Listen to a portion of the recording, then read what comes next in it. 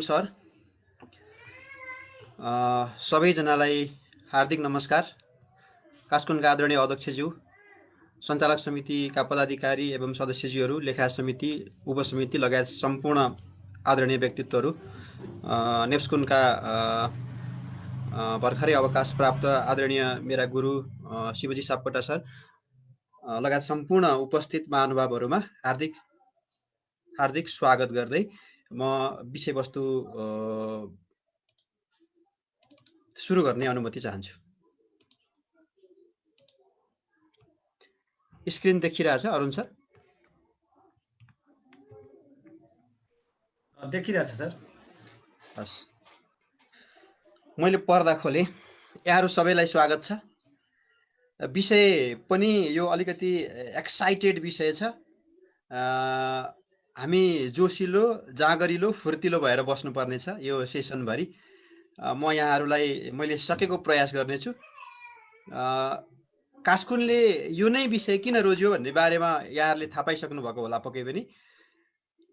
कर्मचारीहरू यो कोभिड-19 को महामारीभन्दा अगाडि नियमित काममा हुनुहुन्थ्यो। सबैजना साकोसका कर्मचारी साथीहरूको दैनिक दिनचर्या त्यसरी नै चलेको थियो। अनि 10 बज्यो अफिस, 5 बज्यो घर, 10 बज्यो अफिस, 5 बज्यो घर, काम काम काम अनि मात्रै काम थियो। त्यसले एक किसिमको मोनोटोनस को अवस्था थियो। बिचमा लकडाउन भइदियो। लकडाउनले के गर्यो भने कति साथीहरूको जागिरै गुम्यो होला, कतिको आधा तलब आयो होला, कति पर्सेन्ट काटिएर आयो होला। त्यो त छँदैछ। कार्यालयमा हाजिरै हुनुपर्छ भन्छ। अनि घरका मान्छेले होइन अब तपाईँहरू कहाँ यसरी चाहिँ अफिस गएर हुन्छ, हामीलाई पनि जोखिममा पारेर भनेर चाहिँ घरका मान्छेले भन्छन्। तपाईँ हामी बिचमा थियौँ। घरको कुरा सुन्ने कि अफिसको कुरा सुन्ने कि आफूलाई जोखिममा राखेर काम गरिरहेको अवस्था थियो। फेरि बिचमा अलिकति लकडाउन खुले जस्तो भयो।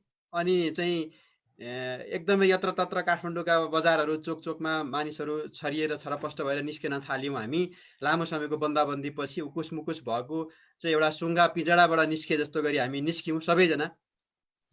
त्यसले अर्को रूप लियो। फेरि अहिले निषेधाज्ञा भनेको छ। अब कार्यालय जान सकिएको अवस्था छैन। कतिजना घरमै हुनुहुन्छ, कतिजना कार्यालयमै हुनुहुन्छ, जोखिम बोल्नु भएको छ। यो सबैको पछाडि कर्मचारी एउटा तनावमा बितेको छ। हाम्रो दिनचर्या एकदमै हामी प्रेसरमा थियौँ, तनावमा थियौँ। र आजको यो सेसन करिब 1.5 घन्टाको सेसन पछि यहाँहरूको दिमागबाट यो तनाव हट्छ, टाइम म्यानेजमेन्टका कुराहरू केही आउँछन् र मैले सके जति यहाँहरूलाई प्रयास गर्नेछु। यहाँहरू तयार हुनुहुन्छ? ओके, म सुरु गर्छु। अब यो मोटिभेसन भन्ने कुरा भित्रदेखि आउनुपर्छ। Motivation comes from within. यो तपाईँ भित्रबाट आएन भने यो मैले एकछिन तपाईँलाई मोटिभेट गराएको भरमा यो मोटिभेसन सधैँ रहँदैन। मैले आज केही कुरा गर्छु, तपाईँ 7 दिन मोटिभेट हुनुहुन्छ, 1 महिना मोटिभेट हुनुहुन्छ, फेरि तपाईँ मोटिभेट हुनको लागि अर्को यस्तै तालिम लिन पर्ने हुन्छ। यो मोटिभेसन भन्ने चिज त्यस्तो हो। अथवा अरू कसैले मोटिभेसन गरिराख्नु पर्छ भने चाहिँ त्यो चाहिँ क्षणिक हुन्छ। यहाँ तल भनिएको छ उत्प्रेरणा जेनेरेटरबाट पानी तानेर खेतमा लगाए जस्तो हो। आज मैले तपाईँलाई मोटिभेसन गर्न प्रयास गरिराखेको छु भने यो चाहिँ के हो भने जेनेरेटरबाट पानी तानेर खेतमा हाले जस्तो हो। तर यदि तपाईँ भित्रदेखि सेल्फ मोटिभेट हुनुहुन्छ भने त्यो चाहिँ खेतमै मूल फुट्नु जस्तो हो। यहाँले याद गर्नुपर्छ, मोटिभेसन र सेल्फ मोटिभेसनमा फरक छ। आजबाट हामी सेल्फ मोटिभेट हुनुपर्छ। यो जेनेरेटरबाट सधैँभरि पानी तानेर हामी लगाउँदैनौँ। हाम्रो जिन्दगीमा हामी मोटिभेट हुनको लागि हामी खेतमै मूल फुटाउने गरी सेल्फ मोटिभेट हुन्छौँ। अब म केही आजको वास्तविकता यहाँहरूलाई सेयर गर्न चाहन्छु। यहाँले यहाँ दुईटा नक्सा देख्नुहुन्छ। सबभन्दा पहिलो नक्सामा चाहिँ त्यहाँ भर्याङ राखिएको थियो। एउटा खुड्किलोबाट अर्को खुड्किलोमा उक्लेर जानको लागि त्यहाँ सिँढी थिएन, त्यहाँ भर्याङ राखिएको थियो। तर पहिलो व्यक्तिले के गर्नुभयो हेर्नुहोस् त, आफू चढेर जानुभयो, त्यो भर्याङ पनि बोकेर जानुभयो। अनि अर्को मान्छे अब के गर्ने? हेर्नुहोस्, अहिलेको जमाना यस्तो छ, आफू माथि पुगे भइहाल्यो, अरू आओस् कि नआओस्, अरूलाई त्यो अवसर होस् कि नहोस्। अनि सँगैको अर्को नक्सा हेर्नुहोस् त साथीहरू। त्यो नक्सामा के छ त भन्दा त्यहाँ चाहिँ मान्छे पोखरीमा डुबिराखेको छ।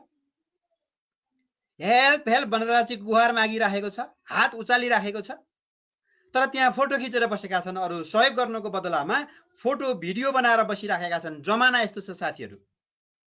म अर्को कुरा सेयर गर्छु यहाँहरूलाई। आजको वास्तविकता नै हो यो। यहाँहरूले माइन्ड नगर्नु होला, एकदमै ध्यान दिएर सुन्नु होला। हाँस्न मन लाग्यो भने हाँस्नु होला है, मोटिभेसनको लागि हाँस्नु जरुरी हुन्छ। बाहिरी घाउ लाग्यो भने यो त्यो डिटोल भन्ने चिजले निको हुन्छ अरे, तर यहाँ भित्री घाउ लाग्यो भने ऊ त्यो अर्को नाम गरेको, त्यो भुड्का नाम गरेको वस्तु चाहिन्छ अरे।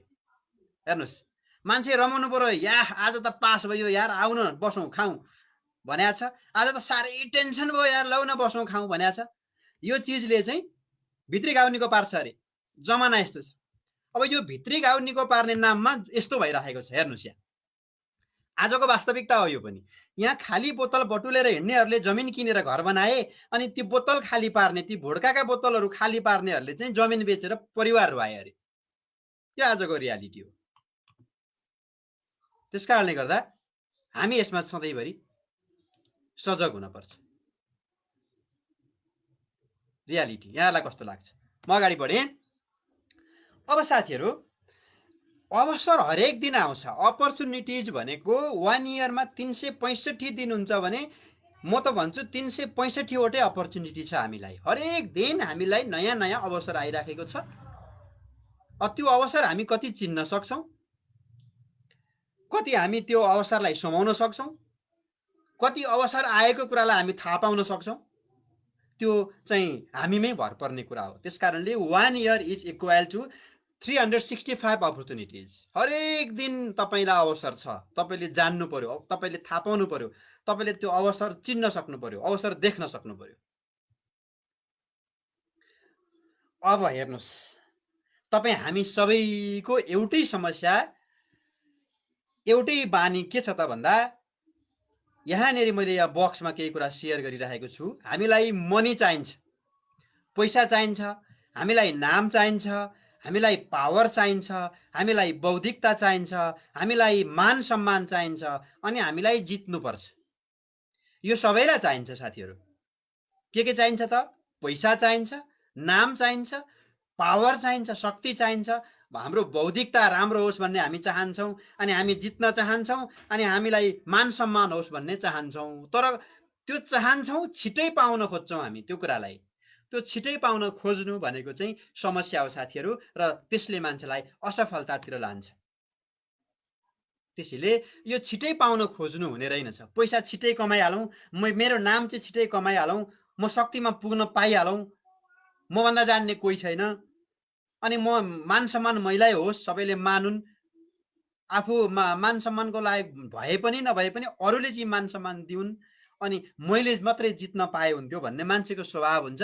यिनै स्वभावको कारणले गर्दा मान्छे समस्यामा पर्छ र मानिस असफलतातिर जान्छ। अब यसका लागि के गर्ने त भन्दा, यसका लागि धैर्यता र निरन्तरता चाहिन्छ। यसका लागि तपाईसँग धैर्यता र निरन्तरता भयो भने मात्रै यो सम्भव छ। यहाँ नजिक एउटा मैले पिक्चर राखेको छु माथिपट्टि, यहाँले हेर्नु होला। Followers will never know how hard the leader tries to create path. यो अगाडि हिँडिराखेको जुन एउटा जनावर छ, यसले यो हिउँमा जसरी बाटो बनाएर अगाडि गइराखेको छ, यो रातोले यहाँ सिग्नल गरिएको छ, त्यो पछाडि आउनेलाई त्यति परिश्रम परेको छैन, अगाडि बनाइदिनेले बनाइदिएको बाटो हिँडिराखेका छन्। त्यसैले साथीहरू, एउटा कुरा याद गर्नु होला, अर्काले बनाउ गरेको बाटोमा हामी हिँड्छौँ भने हामीलाई पक्कै पनि सजिलो हुन्छ, तर आफैले त्यो बाटो बनाउनु पर्यो भने हामीलाई पक्कै पनि गाह्रो हुन्छ। त्यस कारणले गर्दा निरन्तरताको शक्ति चाहिँ सबैभन्दा ठुलो शक्ति हो। त्यसैले छोड्न हुँदैन। कुनै पनि क्षेत्रमा तपाईँ हुनुहुन्छ भने निरन्तर लागिरहनुहोस्, बीचमा नछोड्नुहोस्। अब 100 जना जुममा हुनुहुन्छ, फेसबुक लाइभबाट 500 जना जतिले हेर्दै हुनुहुन्छ, युट्युबमा पनि लाइभ भइराखेको छ, यहाँले हेरिरहनु भएको छ। सबैजनालाई मेरो प्रश्न के हो भने, तपाईँले आजसम्म जति गर्नुभएको छ, के त्यति मात्रै हो त तपाईँको क्षमता? सोच्नुहोस् साथीहरू, तपाईँले आजसम्म जे गर्नुभएको छ त्यति मात्रै हो तपाईँको क्षमता? त्यस कारणले गर्दा सबभन्दा पहिला आफ्नो क्षमतालाई चिन्नुपर्छ। तपाईँभित्र अथाह क्षमता छ, अनगिन्ती क्षमताहरू छन्। तपाईँको क्षमता तपाईँलाई थाहा नहुन सक्छ, त्यो तपाईँको कमजोरी होला, त्यो तपाईँको समस्या होला। तर क्षमता हरेक मान्छेमा क्षमता हुन्छ। हरेक मान्छेले जन्मिँदाखेरि केही न केही क्षमता लिएर आएको हुन्छ।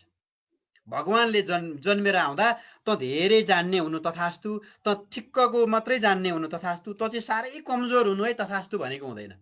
त्यस कारणले हरेकलाई समान दिमाग दिएको हुन्छ, हरेकलाई बराबर क्षमता दिएको हुन्छ। जसले आफ्नो क्षमता चिन्छ ऊ जिन्दगीमा अगाडि बढ्छ, जिन्दगीमा धेरै उन्नति प्रगति गर्छ। जसले आफ्नो क्षमतालाई चिन्दैन ऊ चाहिँ भाग्यलाई सरापेर बस्छ। मेरो भाग्यमै यस्तै लेखाएर छ, मैले यति मात्रै पाएँ भन्छ, त्यो होइन। भाग्यमा कसैको पनि यति मात्रै भनेर लेखेको हुँदैन हजुर। त्यस कारणले हामीले बुझ्न जरुरी के छ भने आफ्नो क्षमता कति हो भन्ने कुरा थाहा पाउनुपर्छ। अब म अर्को प्रसङ्गमा गएँ। यी कुराहरू पनि विचार गर्नुपर्छ हामीले। यहाँ केही कुराहरू म बताउँदैछु, ती कुराहरू हामीले विचार गर्नुपर्छ। जीवन तपाईँले सोचे जस्तो कहिले पनि हुँदैन साथीहरू। जीवन तपाईँले सोचे जस्तो कहिले पनि हुँदैन। तपाईँले त राम्रै गर्न सोच्नु भएको हुन्छ, तर जीवन अर्कैतिर गइराखेको हुन्छ। अनि तपाईँ सफल भएको सबैले हेर्न चाहन्छन् त? तपाईँले यो कुरा कतिको याद गर्नु भएको छ? तपाईँ सफल भएको सबैले हेर्न चाहँदैनन् साथीहरू। अनि अर्को कुरा पनि विचार गर्नुपर्छ, तपाईँको लक्ष्य प्रष्ट भएमा मात्र यात्रा सफल हुन्छ। तपाईँ जिन्दगीको यात्रामा अगाडि बढ्नु छ भने तपाईँका लक्ष्यहरू प्रष्ट हुन पर्यो। अनि जित्नेहरूले कहिल्यै पनि बाहना बनाउँदैनन् साथीहरू। तपाईँ यदि दौडमा जित्नुहुन्छ, तपाईँ यो जिन्दगीको यात्रालाई चाहिँ पहिले जित्नुहुन्छ, तपाईँ सफल हुनुपर्छ, तपाईँ जागिरे जीवनमा सफल हुनुपर्छ, तपाईँले चाहिँ अरू जस्तै रोल मोडल हुनुपर्छ भने तपाईँले बहाना बनाउन छोड्नुपर्छ। जित्नेहरूले कहिले पनि बहाना बनाउँदैनन् साथीहरू। अनि अल्छी शरीरमा अल्छी हुँदैन। शरीरको अल्छी भनेको एकैछिनमा सकिन्छ। तपाईँको मानसिक अल्छीले गर्दा तपाईँलाई समस्या भइराखेको छ। भोलि गरौँला भन्नुहुन्छ, पर्सि गरौँला भन्नुहुन्छ, अरू केही छैन। यहाँभित्र के छ? शारीरिक अल्छी भन्दा मानसिक अल्छी चाहिँ बढी त्यसले काम गरिराखेको हुन्छ। त्यसैले यो कुरा हामीले विचार गर्नुपर्छ। अब हेर्नुहोस्, मान्छेको सोच छिनछिनमा बदलिन्छ। यहाँ एउटा मैले एक्जाम्पल दिन मात्र यहाँहरूलाई खोजेको। मानिसको सोच र नियत समय अनुसार बदलिन्छ अरे साथीहरू। यहाँ हेर्नुहोस् त, चियामा झिगो पर्यो भने मान्छेले चिया फ्याल्छ अरे, अनि घिउमा झिगो पर्यो भने चाहिँ सर्ल्याक्क झिगो मात्रै निकालेर फ्याल्छ र घिउ खान्छ अरे मान्छेले। त्यसैले हेर्नुहोस् त, झिगो त झिगो नै हो नि, तर नियत र सोच मान्छेको समय अनुसार बदलिन्छ। आज राम्रो भनेको मान्छे, यो मान्छे राम्रो छ, मैले यो मान्छेको सङ्गत गर्नुपर्छ भनेको मान्छे, उसको सोच र नियत चाहिँ समय अनुसार बदलिन सक्छ। त्यही मान्छे भोलि चाहिँ असल मान्छे पनि भएको हुनसक्छ, खराब मान्छे पनि भएको हुनसक्छ। त्यसैले यो कुरा याद गरौँ।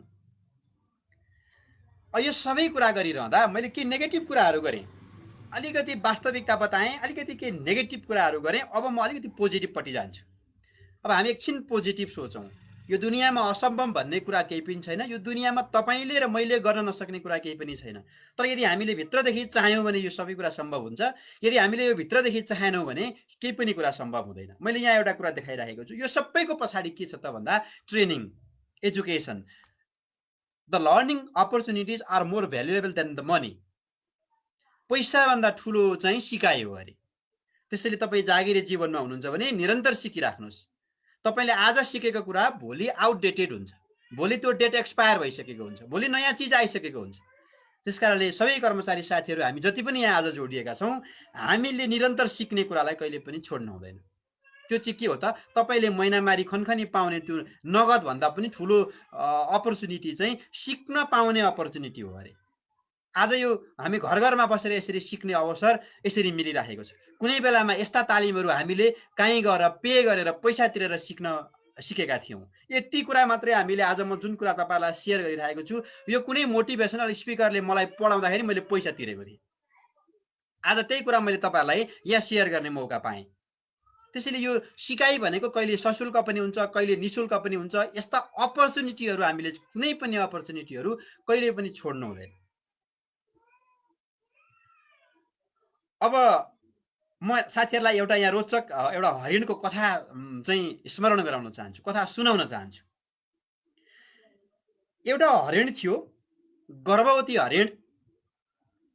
त्यो गर्भवती हरिणले प्रसव पीडामा आफूलाई छटपटाइरहेको थियो। उसको बच्चालाई जन्म दिनु थियो र अब उसले सुरक्षित ठाउँमा कहाँ लगेर म त्यो बच्चालाई जन्म दिन्छु भनेर उसले यत्रतत्र हेरेर हिँड्ने क्रममा उसले सुरक्षित ठाउँ खोजिराखेको थियो। त्यो गर्भवती हरिणले त्यस्तो जग्गा ठाउँ खोजिराखेकी थिई। अनि उसले घुम्दै जाँदा हेर्दै जाँदा एउटा ठाउँ भेटी, नदीको किनारमा एउटा सानो झाडी भेटी। यही जग्गा मेरो लागि, यही स्थान मेरो लागि सुरक्षित हुन्छ बच्चा जन्माउनको लागि भनेर उसले त्यहाँ चाहिँ आफ्नो गर्भ धारण गर्ने, गर्भ चाहिँ बच्चा जन्माउने उसले चाहिँ निधो गरी। र उसले त्यहाँ उसले चाहिँ जब उसले आफ्नो चाहिँ प्रसव पीडाबाट छटपटिराखेपछि जब ऊ बच्चा जन्माउने क्रममा थिए, उसले ठ्याक्कै आफ्नो आँखा अगाडि देख्ने बित्तिकै त्यहाँ चाहिँ दिनभरि शिकार, कुनै पनि शिकार नभेटेर चाहिँ त्यही हरिणलाई चाहिँ ताकिराखेको एउटा शिकारीको चाहिँ बन्दुकको निशाना चाहिँ ऊप्रति फर्किराखेको त्यो हरिणले देखी। अनि अब पूर्वपट्टि त्यो देखि ऊ लगत्तै पश्चिमपट्टि फर्केर हेरी। पश्चिमपट्टि फर्केर हेर्दाखेरि पुरै चाहिँ त्यो चौरीमा त्यो चाहिँ आगो लागेको देखि, पुरा आगलागी भइरहेको, आगो आफूतिर आइरहेको देखि। उसले उत्तरतर्फ हेरी, उत्तरतर्फ बडेमानको त्यो सिंह चाहिँ आफूप्रति नै चाहिँ गर्जिरहेको, आफूप्रति नै आइरहेको देखि। अनि अर्को पश्चिमपट्टि उसले हेरी, पश्चिमपट्टि ठुलो खोला छ, फड्केर ऊ त्यहाँ पारी तर्न पनि सक्दिन। उसले कता भागौँ ऊ छटपटिन थाली। छटपटिएपछि उसले के निधो गरी भन्दाखेरि उसले भगवानलाई भरोसा गरी। समस्या आउँछ, समाधान पनि आउँछ उसले सोची। त्यसपछि उसले केही नगरी त्यहीँ उसले बसिराखी। अनि नभन्दै के भइदियो त्यहाँ भन्दाखेरि एकदमै ठुलो गडगडाटका साथ आकाश गर्जेर चट्याङ पर्यो। चट्याङ परेपछि त्यो शिकारीको निशाना चाहिँ हरिणलाई लाग्नुपर्ने त्यसको ठिक विपरीतमा रहेको चाहिँ सिंहलाई लाग्यो। सिंहलाई लागिसके पछाडि त्यो घाइते, एक गोली लागेको घाइते सिंह अब घाइते भएपछि त्यही शिकारीको पछि शिकारीलाई आक्रमण गर्न चाहिँ त्यो सिंह कुद्यो। सिंह त्यतातिर गयो, शिकारी पनि भागोरे भाग भयो। अनि आकाश गर्जेर ठुलो मेघ गर्जनका साथ पानी पर्यो। पानी परेपछि त्यो दनदनी सल्किराखेको आगो पनि निभ्यो। सबै चिजको समाधान भयो। अनि त्यो गर्भवती हरिणले आफ्नो बच्चालाई सुरक्षित साथ जन्म दिन सकिन्। यहाँहरूले यसबाट के बुझ्नुभयो भने हेर्नुहोस्, समस्या कसलाई आउँदैन, समस्या कहाँ छैन। यस्ता महामारी चाहिँ दुनियाँमा सबैलाई आएका छन्। तपाईँ हामी सबैलाई परेको छ यो समस्या। त्यसैले साथीहरू आत्तिन हुने रहेनछ। सबै चिज गर्न मिल्ने रहेछ। बरु म त भन्छु मिल्छ भने चरेस पनि खानुहोस्, तर हरेस नखानुहोस्। मान्छेले जब हरेस खान्छ सब चिज सकिन्छ। यदि यो हरिण, यो गर्भवती हरिणले हरेस खाएको भए के हुन्थ्यो? ऊ छटपटिएर कतै दौडिनु पर्थ्यो, कि आगोमा जानु पर्थ्यो, कि खोलामा आम फाल्नु पर्थ्यो, कि सिंहतिर जानु पर्थ्यो, कि चाहिँ शिकारीको निशानामा पर्न पर्थ्यो। तर केही पनि भएन। त्यसैले हरेक चिजको समस्या छ साथीहरू। समस्या सँगसँगै समाधान पनि हुन्छ। हामीले यो बुझ्न जरुरी छ। यहाँलाई यो कथा कस्तो लाग्यो? अब म फेरि अगाडि बढेँ। जो व्यक्तिले आफ्ना लक्ष्यहरू बनाएको हुँदैन उसले फरक केही पनि गर्न सकेको हुँदैन साथीहरू यो दुनियाँमा। त्यसैले मेरा समादरणीय मित्रहरूलाई म के अनुरोध गर्छु भने setting team goals that inspire success. तपाईँले यदि टिममा काम गर्नुपर्छ, हामी सहकारी त टिमवर्कमा विश्वास गर्ने मान्छे, हामी कर्मचारी त एक्लै काम गर्न रुचाउने मान्छे होइनौँ, हामी टिमलाई विश्वास गर्छौँ। त्यसकारणले तपाईँले सेटिङ गर्नुहोस् टिम गोल, समूह सामूहिक लक्ष्य निर्धारण गर्नुहोस्। अनि त्यसले गर्दा तपाईँको सफलतालाई इन्स्पायर गर्छ, भित्रदेखि तपाईँलाई चाहिँ त्यसले चलायमान बनाइदिन्छ। र यहाँहरूलाई म के पनि अनुरोध गर्छु भने सपनाले मानिसहरूलाई चलायमान अथवा गतिशील बनाउँछ साथीहरू। जसले यो जीवनमा सपनै देखेको छैन उसले लक्ष्य केही पनि प्राप्त गर्दैन, उसले यो दुनियाँमा केही पनि प्राप्त गर्दैन। No plan no achievement. कुनै योजना छैन, कुनै सपना छैन, उसले के हासिल गर्ने, कुनै कुरा उसलाई थाहा हुँदैन। जति पाउँछ मैले भाग्यले पाएको भन्छ उसले। त्यसकारणले गर्दा लक्ष्य निर्धारण गरेर हामी अगाडि बढ्यौँ भने यस्ता सानातिना समस्याले हामीलाई कहिल्यै पनि विचलित बनाउन सक्दैन, हामीलाई रोक्न पनि सक्दैन। अब साथीहरू, यदि तपाईँले लक्ष्य त बनाउनु भयो, तर यहाँ के गर्नुपर्छ अब भन्ने कुरा पनि ख्याल गर्नु। यदि लक्ष्यलाई तपाईँले आफ्नो आँखाबाट हटाउनु भयो भने तपाईँले अवरोधै अवरोध देख्नुहुन्छ। अघि बनाएका लक्ष्यहरू जुन छन्, तपाईँलाई मैले लक्ष्य बनाउनु पर्छ अनि मात्रै अगाडि बढ्न सकिन्छ भनेको छु, त्यो बनाएका लक्ष्यहरूबाट आँखा हटाउनु हुँदैन। तपाईँले निरन्तर त्यो लक्ष्यमा आँखा राखिराख्नुहोस्। यदि राख्नुहुन्न भने तपाईँले अवरोधै अवरोध देख्नुहुन्छ। तर यदि लक्ष्यमा आँखा स्थिर राख्नुभयो भने तपाईँले अवसरै अवसर देख्नुहुन्छ। र साथीहरू, सुतेर त केवल निन्द्रा मात्र पुरा हुन्छ, सपना पुरा गर्न त उठ्नुपर्छ साथीहरू। सुतेर त केवल निन्द्रा मात्र पुरा हुन्छ, तर सपना पुरा गर्न उठ्नै पर्छ साथीहरू। अब उठ्नुपर्छ भनेपछि मैले यहाँहरूलाई के अनुरोध गर्छु भने कसरी उठ्ने त बिहान उठ्दाका साथ उठ्ना साथ उठ्दैखेरि तपाईँले डिटर्मिनेसनका साथ उठ्नुहोस्। Wake up with determination, go to bed with satisfaction. तपाईँले दिनभरि आफूले काम गरेको सम्झेर आनन्द लिएर सुत्नुहोस् रे। बिहान म यति चाहिँ गरेरै छोड्छु भनेर एउटा चाहिँ प्रणका साथ उठ्नुहोस् रे। सुत्ने र उठ्ने त जसले पनि गर्छन् साथीहरू। तपाईँ हामी सामान्य मान्छे होइन, तपाईँ हामी एउटा संस्था आँकेर बसेका मान्छे हौँ, तपाईँ हामी एउटा लिडर हौँ, यो अभियानका हामी चाहिँ एउटा चाहिँ असल कर्मचारीहरू हौँ, कुनै पनि समस्यामा हामी विचलित नहुने कर्मचारीहरू हौँ। त्यस कारणले गर्दा हाम्रो सुताइ र उठाइहरूभन्दा फरक हुनुपर्छ साथीहरू। यो दुनियाँमा बाँच्न त साथीहरू चरामुसा पनि बाँचेका छन्। बाँच्नकै लागि मात्रै हामी जन्मेका हौँ त होइन।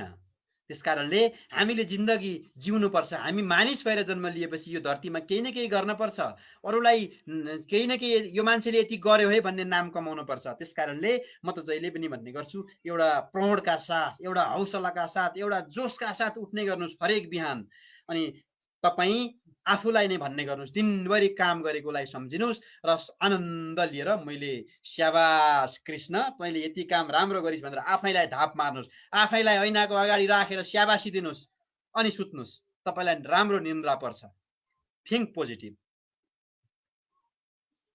अब यो सबै भइसक्दा उठ्ने सुत्ने सबै कुरा मैले गरिसकेँ। अब यहाँलाई एउटा महत्त्वपूर्ण अर्को एउटा टिप्स म बताउन चाहन्छु। यो के हो त भन्दा क्रिएट पोजिटिभ एटमोस्फियर। हेर्नुहोस्, कार्यालयमा काम गर्ने तपाईँको कार्यालयमा 5 जना 7 जना 10 जना 15 जना 50 जना 100 जना कर्मचारीहरू हुनुहुन्छ होला, विभिन्न शाखाहरू होलान्, सेवा केन्द्रहरू होलान्, अथवा मुख्य कार्यालयमा पनि धेरै कर्मचारीहरू होलान्। तर हेर्नुहोस्, त्यहाँ वातावरण पोजिटिभ छैन भने त्यहाँ काम गर्ने अवसर, काम गर्ने कसैलाई पनि मन लाग्दैन। तपाईँ एउटा व्यक्तिले, तपाईँ आज जसले यो सुन्दै हुनुहुन्छ हरेकलाई म भन्छु, मेरो अनुरोध, तपाईँले positive environment, positive atmosphere create गरिदिनुहोस्। त्यसले गर्दा सबैलाई काम गर्न मजा आओस्, अफिस जाउँ जाउँ लागोस्, घर परिवार बिर्सियोस्। तपाईँको एउटा पोजिटिभ एटमोस्फियरले यो क्रिएट गर्न सक्नुभयो भने यो यस्तो भन्छ। अब म यसलाई अझ यहाँलाई प्रश्न पार्नको लागि एउटा प्रसङ्गमा जान्छु। यहाँलाई म यहाँ एउटा प्रसङ्ग बताउँछु। सचिन तेन्दुलकर र अनिल कुम्ब्ले दुईटै इन्डियाका क्रिकेट खेलाडीहरू हुन्। मैले फेरि पनि दोहोऱ्याएँ, सचिन तेन्दुलकर र अनिल कुम्ब्ले दुईजनै इन्डियाका क्रिकेट खेलाडीहरू हुन्। तर सचिन तेन्दुलकर राम्रो ब्याट्सम्यान हुन्, उनले ब्याटिङ गर्थे, र अनिल कुम्ब्ले भनेको बलर हुन्, उनले राम्रो बलिङ गर्थे। दुवैको आफ्नो आफ्नो काम हो, एकजनाको ब्याटिङ गर्ने, एकजनाको बलिङ गर्ने। अब मैले प्रसङ्ग कहाँनिर जोड्न खोजेँ भन्दा क्रिएट पोजिटिभ एटमोस्फियरलाई यहाँ अलिकति बुझाउन खोजेँ। अब एकचोटि क्रिजमा चाहिँ त्यो क्रिकेटको पिचमा एकापट्टि सचिन तेन्दुलकर जो ब्याट्सम्यान हो ऊ ब्याटिङ गरिराखेको, अर्कोपट्टि चाहिँ सबै खेलाडीहरू आउट हुँदै हुँदै हुँदै अनिल कुम्ब्ले भन्ने खेलाडी अर्कोपट्टि उसको साइडमा आएको। अनि ब्याटिङ सचिन तेन्दुलकरले गरिराख्दा त राम्रै स्कोर गर्छ, सबैलाई चाहिँ ऊप्रति एउटा भरोसा छ। तर सचिन तेन्दुलकरले ब्याटिङ गर्ने मौकै आउँदैन, अनिल कुम्ब्लेकै मात्रै चाहिँ ब्याटिङ भइराखेको अवस्था थियो।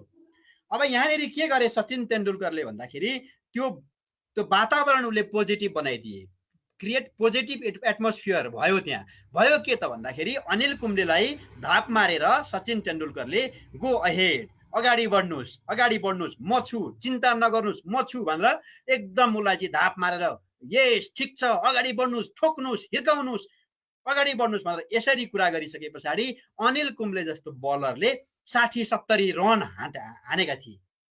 साथीहरू, पोइन्ट टु बी नोटेड, याद गर्नु होला। सचिन तेन्दुलकरले के गरे, वातावरण बनाइदिए। सफलता कसले हात लाग्यो, कसलाई हात पर्यो, अनिल कुम्ब्लेलाई हात पर्यो। अब यहाँ अर्को पनि मैले प्रसङ्ग जोड्न चाहेँ। Virat Kohli is a great player due to the positive atmosphere. Virat Kohli पनि राम्रो खेलाडी हुनको पछाडि पोजिटिभ एटमोस्फियरकै हात छ। विराट कोहली यदि केनियाको टिममा भएको भए यति नाम चल्दैन थियो होला। ऊ इन्डियाकै टिममा भएकोले, इन्डिया राम्रो टिम भएकोले, सबै खेलाडीको चाहिँ बराबर योगदान भएकोले त्यहाँनिर पोजिटिभ एटमोस्फियर क्रिएट भयो र विराट कोहली चाहिँ सबैको प्रशंसाको लायक बने, इन्डियाको चाहिँ कप्तान बने। तर यिनै खेलाडी अर्को कुनै देशको चाहिँ प्लेयर भएको भए उनी यति धेरै हाइलाइट हुँदैन थिए साथीहरू। त्यसकारण हेर्नुहोस् पोजिटिभ एटमोस्फियरले यति काम गर्छ। यहाँ हुन्छ के त भन्दा वातावरण एउटाले बनाइदिन्छ। सचिन तेन्दुलकरले वातावरण बनाइदिए, सफलता अरूले प्राप्त गर्छ साथीहरू। तपाईको कार्यालयमा पनि त्यहाँको प्रमुखले एउटा वातावरण मात्रै बनाइदिने काम गर्छ। म्यानेजरले, सिइओले, विभागीय प्रमुखले राम्रो वातावरण बनाइदिन्छ, तर सफलता प्राप्त गर्ने चाहिँ ती फिल्डमा काम गर्ने योद्धाहरूको हो। फिल्डमा काम गर्ने योद्धाहरूले सफलता प्राप्त गरेका हुन्। युद्ध कसले जित्छ भन्दाखेरि मैदानमा उत्रिनेले युद्ध जित्छ, तर घुम्ने कुर्सीमा बसेर युद्ध जितेको हुँदैन। वातावरण मात्रै बनाएको हुन्छ साथीहरू। त्यस कारणले गर्दा हामीले कहिल्यै पनि यो बिर्सिनु हुँदैन कि हामीले वातावरण बनाइदिनुपर्छ। हाम्रा कर्मचारीलाई सञ्चालकज्यूहरूले पनि राम्रो वातावरण दिने, कर्मचारीको प्रमुख साथीहरूले पनि अरू कर्मचारीहरूलाई राम्रो वातावरण बनाइदिने, अगाडि बढ्नुहोस् म छु भन्ने हौसला दिने, प्रेरणा दिने, मोटिभेट गर्ने दिनदिनै। यहाँ एउटा हिन्दीमा भनाइ छ, बेकार लोगों को अच्छे माहौलों में कामयाबी होते हुए देखा है और अच्छे लोगों को बेकार माहौलों में नालायक होते हुए देखा है। यसको मतलब के हो भने यदि वातावरण राम्रो बनेको छ भने नराम्रो मान्छेले पनि राम्रो गर्छ अरे, तर त्यहाँ माहौलै राम्रो छैन भने जतिसुकै राम्रो मान्छे तपाईँ कार्यालयमा ल्याउनुहोस् उसले राम्रो गर्न सक्दैन अरे। त्यसकारणले यो कुरा एकदम ख्याल गर्नुपर्छ, पोजिटिभ एटमोस्फियर। अब म अगाडि बढेँ। मेरो आवाज सुनिराखेको छ अरुण सर? सर सुनिएछ सर। ओके, ठिक छ। यो फ्लोलाई मैले रोक्न चाहिनँ, म अलि एक्साइटेड पनि छु। साथीहरू सबैलाई यो एक्साइटमेन्ट कन्टिन्यू राख्नुहोस्। एक्साइटमेन्ट जरुरी हुन्छ मोटिभेसनको लागि। म चाहिँ चुप्प लागेर बसेको छैन, म पसिनै पसिना भएर बोलिरहेको छु। म ओभर एक्साइटेड छु यो मोटिभेसनको लागि। उत्प्रेरणाका लागि 7 मानवीय कलाहरू आवश्यक पर्छ हामीलाई। हेर्नु, यो कला यदि तपाईसँग छैन भने तपाईले न आफूलाई मोटिभेट गर्न सक्नुहुन्छ न अरू कसैलाई मोटिभेट गर्न सक्नुहुन्छ साथीहरू। त्यसैले मेरा समादरणीय मित्रहरूलाई म के अनुरोध गर्छु भने यी 7वटा पोइन्टहरूलाई हजुरहरूले ख्याल गरिदिनुस्। सबभन्दा पहिलो पोइन्ट छ सहनशीलता। तपाईसँग सहनशीलता भयो भने तपाईले आफूलाई पनि मोटिभेट गर्न सक्नुहुन्छ। आफूलाई मोटिभेट गर्नु भनेको सेल्फ मोटिभेट हो र अरूलाई पनि तपाईले उत्प्रेरणा जगाउन सक्नुहुन्छ जब तपाईसँग सहनशीलता छ। अर्को विषय छ सुन्ने कला। लिसन, थिङ्क एन्ड स्पिक भन्ने गरिन्छ। सबभन्दा पहिला तपाईले सुन्ने कला हुनुपर्छ। तपाईले सबै कर्मचारीको कुरा सुन्नुपर्छ, समुदायको कुरा सुन्नुपर्छ, सञ्चालकको कुरा सुन्नुपर्छ, नियमनकारी निकायहरूको कुरा सुन्नुपर्छ, सबैको कुरा सुन्नुपर्छ अनि सबैको कुरा सुनेर बल्ल तपाई बोल्नुपर्छ।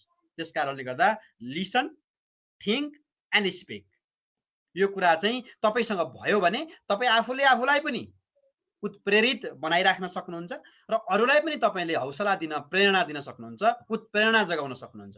अर्को तेस्रो छ सहानुभूति। हेर्नुस्, काम गर्ने सिलसिलामा काम गर्ने मान्छेकै गल्ती हुन्छ। यो दुनियाँमा चुप लागेर बस्नेले केही पनि गल्ती गर्दैन अरे साथीहरू। जसले काम गर्छ उसले नै गल्ती गर्ने हो। तर गल्तीबाट पाठ सिकेर अगाडि बढ्यो भने ऊ सफल हुन्छ, तर गल्तीलाई लुकायो भने ऊ असफल हुने हो जहिले पनि। त्यसकारणले गर्दा सच्याएको गल्ती चाहिँ बिलाएर जान्छ साथीहरू, तर लुकाएको गल्ती चाहिँ भित्रभित्रै कुइन थाल्छ अरे। त्यसैले गल्तीलाई कहिले पनि लुकाउन हुँदैन, हामी अगाडि बढ्नुपर्छ। यो सहानुभूति दिने कुरा, तपाईले सहानुभूति लिने, सहानुभूति दिने दुईटै कला तपाईसँग भयो भने यो तपाईको मानवीय कलाले तपाईलाई उत्प्रेरित गर्छ। अर्को छ तनाव व्यवस्थापन, स्ट्रेस म्यानेजमेन्ट। तपाईले जतिसुकै तनावका बावजुद पनि अहिले काम गरिरहनु भएको छ नि, यो तपाईले तनावलाई व्यवस्थापन गर्न जान्नुभयो भने यसमा काम गर्न मजा आउँछ। बनी बनाऊ ठाउँमा कुनै पनि तनाव नभएको ठाउँमा अरूले गरेको रेडिमेड काम गर्न त तपाई नै चाहिँदैन, मै चाहिँदैन, अरू कसैले गरिहाल्छ नि। जति पनि पाइन्छन् यस्ता बिना तनावमा काम गर्ने, अराको हजुर यो गर्दिनु यो गर्नुस् भन्दा त्यही मात्रै गर्ने मान्छे त यो दुनियाँमा जति पनि पाइन्छ। हेर्नुस्, पढे लेखेका मान्छे जति पनि छन् हामी खोजी गर्दा पाउँछौँ। तर तपाई नै किन फलानु सहकारीको लागि कर्मचारी सिलेक्सन हुनुभयो, तपाई नै किन त्यो कर्मचारीको त्यो कार्यालयको कर्मचारी हुन पाउनुभयो, म नै किन चाहिँ कुनै कार्यालयको कर्मचारी हुन पाएँ भन्दा तपाई हामीले यस्ता कुराहरू व्यवस्थापन गर्न जान्दछौँ र जानेका छौँ भन्ने हिसाबले हामीलाई संस्थाले विश्वास गरेको छ। त्यसकारणले आजबाटै तनावलाई व्यवस्थापन गर्न सिक्नुपर्छ। तनाव व्यवस्थापन गर्न जान्ने मान्छेले आफूलाई पनि उत्प्रेरित गर्छ र अरूलाई पनि उत्प्रेरित गर्छ। तपाईसँग भएको तनाव अरूलाई देखाउनु पनि हुँदैन साथीहरू। रिल्याक्स फिल गर्नुहोस्। घरको तनावलाई तपाईँले व्यवस्थापन गर्नुस्, समुदायको तनावलाई तपाईँले व्यवस्थापन गर्नुस्, कार्यालयमा भएका तनावलाई पनि तपाईँले एकदमै ट्याक्टफुल्ली व्यवस्थापन गर्नुस्। त्यसपछि तपाईँ एकदमै राम्रो उत्प्रेरक बन्न सक्नुहुन्छ। आजको यो सेसन पछाडि तपाईँ नै कसैको उत्प्रेरक बन्नुपर्छ। तपाईँले अरूलाई मोटिभेट गर्नुपर्छ, तपाईँका कर्मचारीलाई मोटिभेट गर्नुपर्छ, तपाईँका माथिका मुनिका घर परिवार तपाईँको जिन्दगीमा तपाईँले सबको जिन्दगीमा जो जो आउनुहुन्छ उहाँ सबैलाई तपाईँले मोटिभेट गर्ने एउटा पात्रको रूपमा तपाईँले आफूलाई स्थापित गर्नुपर्छ। त्यसकारणले आजैबाट हामीले स्ट्रेस म्यानेजमेन्टलाई ध्यान दिउँ। अर्को छ नेतृत्व कला। तपाईँ हामी जति पनि आज यो चाहिँ जुमको सभा हलमा छौँ, हामी एकदम 100 जना फुल प्याक छौँ। बाँकी फेसबुक लाइभमा हुनुहुन्छ, युट्युबमा लाइभ भइराखेको छ। सबैले जहाँ जहाँबाट हेरिरहनु भएको छ देशभरिबाट, मैले सबैलाई के अनुरोध गर्छु विनम्रताका साथ भने लिडरसिप क्वालिटी भएको मान्छेले मात्रै अरूलाई मोटिभेट गर्न सक्छ। जसको नेतृत्व गर्ने कला नै छैन, जसले अरूभन्दा फरक दुईटा कुरा केही जानेकै छैन, उसले अरूलाई कसरी मोटिभेट गर्छ? तपाईँ त रोल मोडल बन्ने हो। साथीहरू मैले यसो गरेको थिएँ, ल यसरी अगाडि बढौँ, गो अहेड, म छु, हामी मिलेर गरौँ भन्दा यसरी एक्साइटमेन्टका साथ हामीले काम गऱ्यौँ भने मात्रै हामी सफल हुन सक्छौँ। त्यसैले यो नेतृत्व कला, लिडरसिप भनेको चाहिँ सञ्चालकहरू मात्रै लिडर होइन, हामी कर्मचारी पनि हामी लिडर हो। हामीभन्दा तलका कर्मचारीको हामी लिडर हो। हामी कसै न कसैको लिडर हो। तलको कर्मचारी पनि भोलि माथिको पदमा पुग्न सक्छ। त्यसकारणले गर्दा सबै हामी लिडर हो। यो लिडरसिप क्वालिटी पनि हामीमा हुन जरुरी छ। अर्को चाहिँ सञ्चार गर्ने कला, कम्युनिकेसन स्किलले पनि एकदमै ठुलो भूमिका खेल्छ। तपाईँले भन्न खोजेको कुरो एउटा थियो, तपाईँले अर्कै भनिदिनु भयो भने त्यसले मोटिभेट होइन, मान्छेलाई डिमोटिभेट गर्छ। जस्तै उदाहरणको लागि कुनै बेलामा कुनै कर्मचारीलाई तपाईँले चाहिँ निर्देशन दिनुपर्ने थियो। तपाईँको कार्यालयको कुनै एउटा कर्मचारीलाई तपाईँले चाहिँ उसलाई फिडब्याक दिनुपर्ने थियो, के निर्देशन दिनुपर्ने थियो भने तपाईँले कुनै फिडब्याकहरू सबैको अगाडि दिन मिल्छ, कम्युनिकेसन ग्रुपमा गर्न मिल्छ। तर कुनै यस्ता फिडब्याकहरू हुन्छन् जुन पर्सनल्ली तपाईँले उसलाई बोलाएर एक्लै राखेर एकान्तमा राखेर अरूले नसुन्ने गरी भन्नुपर्ने हुनसक्छ। तपाईँले कुनै बेलामा इसारा गरेर चाहिँ कर्मचारीलाई निर्देशन दिनुपर्ने हुन्छ, कुनै बेलामा थोरै बोलेर निर्देशन दिनुपर्ने हुन्छ, कुनै बेलामा इमेलमा निर्देशन दिनुपर्ने हुन्छ, कुनै बेलामा चाहिँ टेलिफोन मार्फत तपाईँले चाहिँ निर्देशन दिनुपर्ने हुन्छ, सञ्चार गर्नुपर्ने हुन्छ। त्यसैले यस्ता कलाहरू धेरै छन्। कम्युनिकेसन, मिन्स अफ कम्युनिकेसन, माध्यमहरू धेरै छन्। त्यो माध्यमलाई प्रयोग गर्न जान्नु पर्यो। कुन बेलामा तपाईँले कुन प्रविधि प्रयोग गर्नुहुन्छ, कसरी बोल्नुहुन्छ, तपाईँको स्किल के छ, बोली शैली भाषा एकदम छनौट गर्न तपाईँले जान्नुभयो भने, तपाईँले भन्न खोजेको कुरो नेगेटिभै थियो भने पनि तपाईँले त्यसलाई पोजिटिभली भनिदिनु भयो भने तपाईँका कर्मचारीहरू मोटिभेट हुन्छन्। जस्तै एउटा एक्जाम्पल दिन्छु म। तपाईँलाई मैले पटक पटक भनेको थिएँ नि यो गल्ती नगर्नुहोस् भनेर, आइन्दा यस्तो गल्ती गर्नुभयो भने राम्रो हुने छैन भन्नु र रामजी नामबाट बोलाउनुहोस्, हरेकलाई आफ्नो नाम प्यारो हुन्छ अरे। रामजी अथवा श्यामजी अथवा सुनिताजी अथवा सीताजी, तपाईँले एकदम राम्रो गर्ने प्रयास गर्नुभएको थियो, राम्रो गर्ने प्रयास गर्नुभएको छ, स्याबास। अब यसलाई अझ यसरी गरौँ, बरु म तपाईँलाई सहयोग गर्छु, म पनि सघाउँछु, अब फरक ढङ्गले गरौँ है भन्नुमा कति फरक छ? दुईटै कुरा एउटै हो। मैले गरेको मिलेन भन्ने उसले दोस्रो भाषामा पनि उसले अनुभूति गर्छ, दोस्रो तरिकामा पनि उसले अनुभूति गर्छ। त्यसकारणले गर्दा यस्ता तरिकाहरू जब तपाईँले प्रयोग गर्नुहुन्छ, तपाईँले आफूलाई पनि मोटिभेट भएको पाउनुहुनेछ र अरूलाई पनि तपाईँले मोटिभेट गर्न सक्नुहुन्छ। र अर्को अन्तिम महत्त्वपूर्ण कुरा के हो त भन्दा, सातौँ कुरा नम्रता। तपाईँसँग नम्रता पनि हुनपर्छ। तपाईँले रुट भएर प्रस्तुत हुनु हुँदैन। तपाईँको यो नम्रता एकदमै ठुलो सम्पत्ति हो उत्प्रेरणाका लागि। म अगाडि बढेँ। अब सहकर्मी साथीहरूलाई, यहाँ जति पनि हुनुहुन्छ साथीहरू, हामी 100 जना जुममा छौँ, फुल प्याक। सहकर्मीहरूलाई उत्प्रेरित गर्ने 5 वटा तरिका म यहाँ बताउँछु। एकदमै यो टिप्स हो। यो यति कुरा मात्रै हामीले हाम्रो कार्यालयमा, हाम्रो जिन्दगीमा, हाम्रा हरेक अफिसहरूमा प्रयोग गर्यौँ भने सबैलाई हामीले मोटिभेट गरेर अगाडि बढ्न सक्छौँ, हाम्रो संस्थाले प्रगति गर्छ। पहिलो कुरा के हो त भन्दा, काम गर्ने वातावरण मिलाइदिनुस्। Working environment. तपाईँको कार्यालयमा काम गर्ने वातावरणै छैन, उसलाई सजिलो गरी बस्नको लागि कुर्सी छैन, उसलाई चाहिने प्रविधि दिनुभएको छैन, उसलाई चाहिँ तपाईँले चाहिँ त्यस्ता चिजहरू मिलाइदिनु भएको छैन, व्यवस्था एकदमै गर्मी हुने कोठा छ, पङ्खाको व्यवस्था छैन, एसीको व्यवस्था छैन, खानेपानी समय समयमा आउँदैन, कोठा एकदमै अँध्यारो छ, कसरी काम गर्न सक्छ? त्यसकारणले गर्दा यस्तो काम गर्ने वातावरण मिलाइदिनुपर्छ। तपाईँले कर्मचारी चाहिँ बिचमा पनि त्यो चाहिँ सम्बन्ध एकदम राम्रो भयो भने वर्किङ इन्भाइरोमेन्ट हुन्छ। घर जस्तो बनाइदिनुहोस् कार्यालयलाई। मैले फेरि घर जस्तो भनिरहँदा घर भनेको पर्सनल हो, अफिस भनेको प्रोफेसनल हो। फेरि प्रोफेसनलै हुनुपर्छ कार्यालय चाहिँ। तर घरमा जसरी हामी खुलेर कुरा गर्छौँ एकअर्कामा, घरमा एउटा मिलेर आफ्नो आफ्नो काम बाँडेका हुन्छौँ, हरेकको जिम्मेवारी फरक फरक भए पनि त्यहाँ एउटा काम गर्ने वातावरण भए जस्तै त्यस्तो बनाइदिनुहोस् पहिलो। दोस्रो, हरेकलाई कदर गर्नुहोस्, हरेकलाई सम्मान गर्नुहोस्, हरेकलाई प्रशंसा गर्नुहोस् र सबैलाई पुरस्कारको भागी त पनि हुन्छस् भनेर उसलाई इन्स्योर गराइदिनुहोस्। यति गर्नुभयो भने मात्रै तपाईँले अरूलाई मोटिभेट गर्न सक्नुहुन्छ।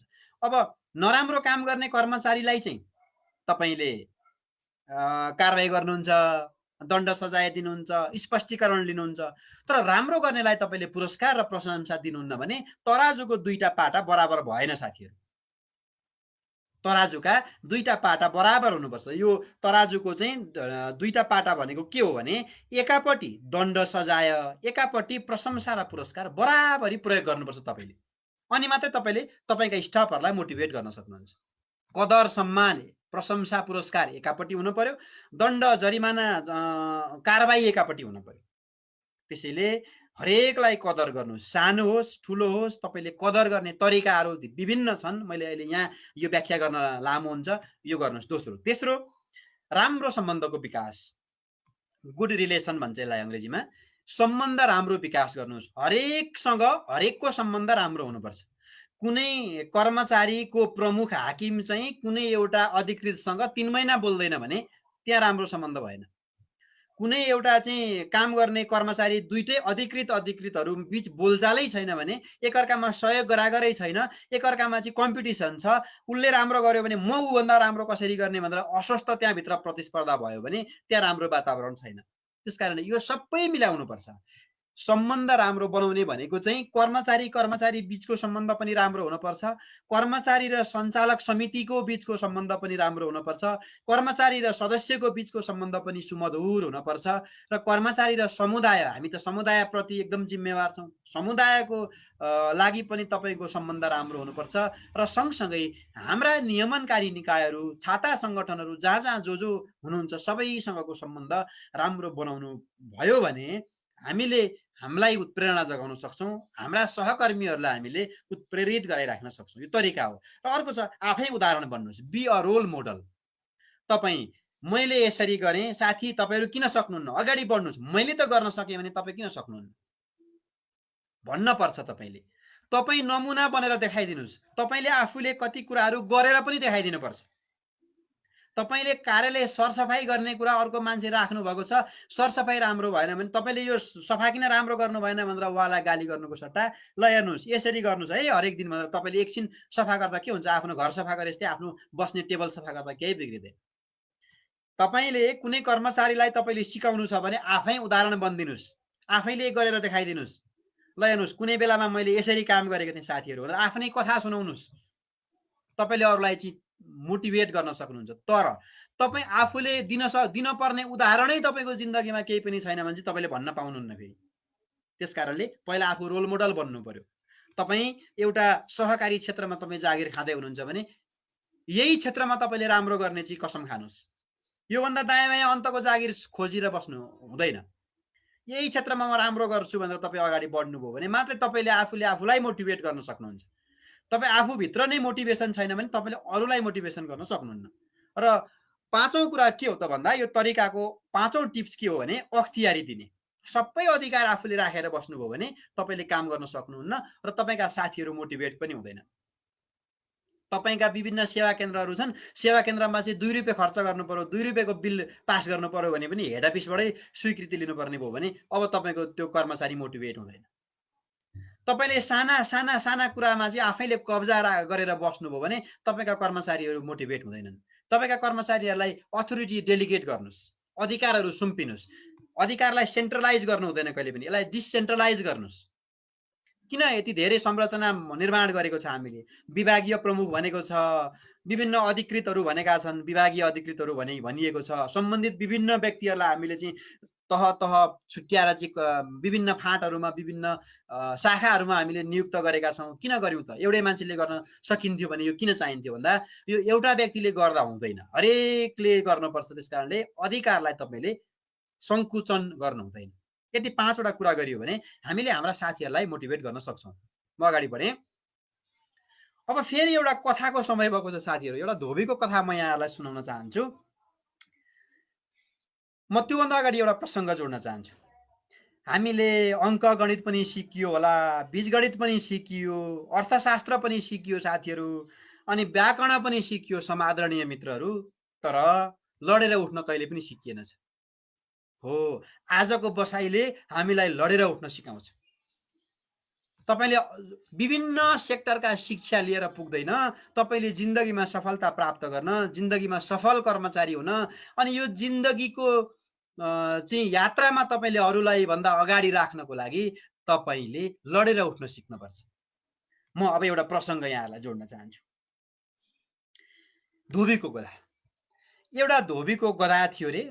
त्यो गधा चाहिँ धोबीकामा काम गर्दा गर्दा गर्दा गर्दा उमेरले बुढो भएछ। हेर्नुहोस् है, रिटायर हुने बेला भयो, कामबाट रिटायर हुने बेला भयो, काम गर्न नसक्ने अवस्थामा भयो। त्यो धोबीको गधा बुढो भयो। यसको अर्थ बुझ्नुहोस् है। यसलाई तपाईँले ठ्याक्कै आफ्नो कार्यालयलाई सम्झेर पनि बुझ्न सक्नुहुन्छ। म अहिले अन्तिममा बताउँछु।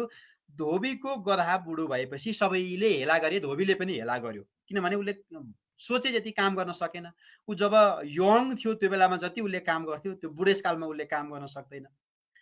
काम गर्न नसकिसके पछाडि सबैको हेलाको पात्र भयो र धोबीले पनि हेला गर्न थाल्यो। अनि धोबीले हेला गरिसकेपछि त्यो धोबीकोमा एउटा कुकुर थियो। त्यो कुकुरले भनेछ धोबीको गधालाई, ए गधा, तँलाई यति धेरै यो मालिकले हेला गर्छ र पनि तैँले यो मालिकको धोबीको घर नछोडी किन अहिलेसम्म बसिराखेको त? किन त छोडेर जाँदैनस्? यस्तो हेलाको पात्र बनेर किन बसिराखेको धोबीको घरमा भनेर चाहिँ कुकुरले प्रश्न गरिसके पछाडि गधाले भनेछ, म कम बाठो छु र म यत्तिकै यो घरमा बसेको हो भनेछ गधाले। हो र, किन बसेको? फेरि कुकुरले सोध्यो। त्यसपछि गधाले उत्तर दिएछ, आजभन्दा 1 वर्ष अगाडि यो धोबीकी छोरीले परीक्षामा फेल गरेपछि त्यो छोरीलाई धोबीले गाली गरेको मैले सुनेको थिएँ, त्यही कारणले म आजसम्म बसिरहेको। भनेपछि के गाली गरेको थियो त भनेर कुकुरले सोध्यो। उसले गाली के गरेको रहेछ भने, साले त चाहिँ अल्छिनी, हरेकचोटि तँ फेल भएर आउने, अब अर्को वर्ष पनि तँ फेल भएर आइस् भने त्यो पर बाँधेको गधासँग तेरो बिहे गरिदिन्छु भनेर गाली गरेको रहेछ। त्यसैले अब यही चाहिँ धोबीकी छोरीसँग मेरो बिहे हुन्छ भनेर आशले बसेको नि म, त्यसै बस्या हो र, म कम बाठो छु भनेर चाहिँ धोबीको गधाले कुकुरलाई भनेछ। अनि अब यसको चाहिँ मोरल के हो भने साथीहरू, जुन चिज जुन ठाउँमा बसेर प्राप्त गर्नै सकिँदैन भनेपछि त्यहाँ बस्नुको कुनै अर्थै छैन। मेरो कुरा यहाँले याद गर्नु होला। अब यदि त्यो धोबीले आफ्नी छोरीलाई गधासँग बिहे गरिदिनु भनेर गाली नै गरे पनि आफ्नी छोरीको बिहे गधासँग गर्छ होला त? गर्दैन नि। त्यस कारणले गर्दा मैले यहाँहरूलाई के भन्छु भने, जुन ठाउँमा बसेर तपाईँका सपनाहरू पुरा हुन्छन्, जुन कार्यालयमा बसेर तपाईँले उपलब्धि हासिल गर्नुहुन्छ भने मात्रै बस्नुहोस्। यो चाहिँ बुढो गधा जस्तो आश मात्रै गरेर तपाईँको कुनै पनि इच्छा शक्ति छैन, तपाईँ काम गर्न सक्ने अवस्थामा पनि हुनुहुन्न भने अब चाहिँ पाउँदै नपाउने चिजको आश गर्नु भनेको चाहिँ पुरा नहुने सपना, मेरो सपना पुरा हुन्छ भनेर बस्नु जस्तै हो। त्यस कारणले यो कहिले पनि हामीले गर्न हुँदैन। म अगाडि बढेँ। अर्को एउटा विषयमा म जान्छु। एकदमै एउटा फर्मुला हामीले याद गर्नुपर्छ साथीहरू। मोटिभेसनको लागि एउटा फर्मुला काफी छ। यहाँ भनिएको छ, event plus response is equal to outcome, E plus R is equal to O. Event भनेको विभिन्न घटनाहरू हुन्छन्। त्यो घटना घटिसकेपछि तपाईँको प्रतिक्रिया कस्तो हुन्छ, त्यो प्रतिक्रियाले तपाईँको आउटकम आउँछ अरे। तपाईँले कस्तो प्रतिक्रिया जनाउनुहुन्छ? घटना त सबैको जिन्दगीमा घट्छन् नि, सबैको कार्यालयमा घटनाहरू घट्छन् नि, इभेन्ट त हुन्छ नि, जहाँ पनि हुन्छ। तर त्यसको रेस्पोन्स तपाईँले कसरी दिनुहुन्छ, रेस्पोन्स कसरी लिनुहुन्छ, प्रतिक्रिया दिनेसँग भर पर्छ अरे। म एउटा प्रसङ्ग यहाँलाई जोड्न चाहन्छु यसैसँग सम्बन्धित। जिन्दगीमा जस्तो सुकै इभेन्ट आए पनि त्यसको रेस्पोन्स चाहिँ साथीहरू एकदम शानदार हुनुपर्छ। मैले फेरि पनि दोहोऱ्याएँ, जिन्दगीमा जस्तो सुकै इभेन्टहरू आए पनि त्यसको रेस्पोन्स शानदार हुनुपर्छ। किनभने take every chance you get in life because something only happen once भनेको के हो भने तपाईँका मौकाहरू जिन्दगीमा धेरै आउँछन् साथीहरू, तर राम्रो मौका एकचोटि आउँछ। समथिङ ओन्ली ह्यापन वन्स, तपाईँले केही नयाँ चिज पाउने भनेको कुनै कुनै बेला मात्रै हो। त्यसकारणले याद गरौँ। म यसैसँग सम्बन्धित रहेर एउटा प्रसङ्ग सुनाउँछु। हेर्नुहोस् है, प्रतिक्रिया कस्तो हुनुपर्छ भनेर म यहाँहरूलाई सुनाउँछु। यहाँले यहाँ नक्सामा देखिरहनु भएको छ, यी व्यक्ति हुन् Thomas Alva Edison. Thomas Alva Edison यो इतिहास साक्षी छ। सन् 1914 मा एडिसनको प्रयोगशालामा आगो लाग्यो जसमा करोडौँको सम्पत्ति जलेर स्वाहा भयो। त्यस बेलामा थोमस अल्वा एडिसन 67 वर्षका थिए। समादरणीय मित्रहरू, एडिसनको आफ्नै आँखाले आफ्नो जीवनभरको मेहनत जलिरहेको हेरिरहे। त्यस बेलामा उनले भने विध्वंसको आफ्नै एउटा महत्त्व हुन्छ। मेरा सम्पूर्ण कमजोरीहरू चाहिँ आगोमा जलेर नष्ट भए। भगवान् तिमीलाई लाख लाख धन्यवाद, म यसलाई नयाँ ढङ्गले सुरुवात गर्छु। उनको त्यो प्रयोगशालामा आगो लागेको 3 हप्तापछि उनले फोनोग्रामको आविष्कार गरे। पोइन्ट टु बी नोटेड साथीहरू, 67 वर्षको उमेरमा जिन्दगीभरि उनले चाहिँ मेहनत गरेको त्यो ल्याबमा आगो लाग्यो। आगो लागिसकेपछि उनले आफ्नो आँखाले आफ्नो ल्याब जलिराखेको हेरिराखे र भगवान्लाई नमस्कार गरेर भने, भगवान् तिमीलाई लाख लाख धन्यवाद, यी त मेरा कमजोरी पर छन्, आगोमा जले, म अब यसलाई नयाँ ढङ्गले सुरुवात गर्छु। 67 वर्षको उमेरको मान्छेले नयाँ ढङ्गले जिन्दगीभरि गरेको मेहनत जले पनि उनले हरेस खाएनन् र नयाँ ढङ्गले उनले सुरुवात गरेपछि त्यसको 3 हप्तापछि उनले जुन कुराको प्रयोग गरेका थिए सफलता हात लागेको थिएन, फोनोग्राम, हालको टेलिफोन, त्यो कुरा उनले आविष्कार गरेरै छोडे। यो इतिहास साक्षी छ साथीहरू। त्यसकारणले गर्दा हेर्नुहोस्, 67 वर्षको उमेरमा यो घटना घट्दा पनि उनीले हरेस खाएनन्। त्यसैले कहिले पनि आत्तिनु हुँदैन। उनको प्रतिक्रिया हेर्नुहोस्, यहाँ आगोमा जलेका त्यत्रा आफ्ना जम्मै ल्याबका इक्विपमेन्टहरू, दुनियाँ आफूले टेस्ट गरेका आफूलाई चाहिने चाहिँ उहाँका यन्त्रहरू, केमिकलहरू, जम्मै चिजहरू स्वाहा भएर जलिरहँदा उनको रेस्पोन्स कस्तो भयो? इभेन्ट आगलागी हुनु हो, रेस्पोन्स कस्तो भयो त हेर्नुहोस् त उहाँको। त्यसकारणले साथीहरू, रेस्पोन्स शानदार बनाउनुहोस्, नआत्तिनुहोस्। यस्ता महामारी, यस्ता भूकम्प, यस्ता घटना यो सबैलाई हुन्छ, तर तपाईको रेस्पोन्स शानदार भयो भने जिन्दगीमा सफलता प्राप्त गर्ने तपाईले नै हो, फेरि अरु कसैले होइन। त्यसकारण यो फर्मुला फेरि पनि म दोहोऱ्याउँछु, E + R = O अथवा इभेन्ट प्लस रेस्पोन्सले नै आउटकम ल्याउँछ। तपाई जिन्दगीमा कस्तो बन्ने, तपाईका कर्मचारीलाई कस्तो बनाउने, तपाईको कार्यालयलाई कस्तो बनाउने भन्ने घटना घटेपछि तपाईको प्रतिक्रिया कस्तो हुन्छ सँग जोडिन्छ। त्यसैले एउटा कुरा यहाँ मैले जोड्न चाहे, E + R = O को प्रसङ्गमा I do not control events. तपाईले तपाईका घटनाहरूलाई कन्ट्रोल गर्न सक्नुहुन्न। अहिले यो कोभिड तपाईले रोकेर रोकिन्छ, भूकम्प तपाईले रोकेर रोकिन्छ। त्यसकारणले मैले मेरो इभेन्टलाई कन्ट्रोल गर्न सक्दिनँ, तर मैले के चाहिँ गर्न सक्छु, I do control my response. मेरो प्रतिक्रियालाई चाहिँ मैले रोक्न सक्छु, कन्ट्रोल गर्न सक्छु। यति गर्नुस्, तपाईको जिन्दगीमा सफलता प्राप्त हुन्छ। म अगाडि बढेँ साथीहरू। कसैले तपाईको खुट्टा तान्यो भने नआत्तिनुस्, खुसी हुनुस्, किनभने ऊभन्दा तपाई माथि हुनुहुन्छ र तपाईको खुट्टा तान्छ नि त उसले। बाल मतलब तपाई अगाडि बढ्नुस्। खुट्टा तान्ने ठाउँमा तपाई हुनु भनेको ऊभन्दा माथि भएपछि खुट्टा तानेको त हो नि। त्यसकारणले साथीहरू यो कुरा एकदम पोजिटिभली लिनु होला। लड्न त लड्छन् सबै साथीहरू। सफल मानिस लडेपछि उठ्छ, लुगा टकटक्याउँछ अनि अगाडि बढ्छ। असफल मानिस त्यही लडिरहन्छ अनि भाग्यलाई सराप्छ। त्यसैले मैले अघि पनि भने, लडेपछि उठ्न कसैले सिकाउँदैन साथीहरू। लडेपछि उठ्न आफैले सिक्नुपर्छ, आफै उठ्नुपर्छ। तपाई लडेपछि उठ्न तपाईले सिक्नुपर्छ, त्यसपछि तपाई अगाडि बढ्न सक्नुहुन्छ। म अगाडि बढेँ।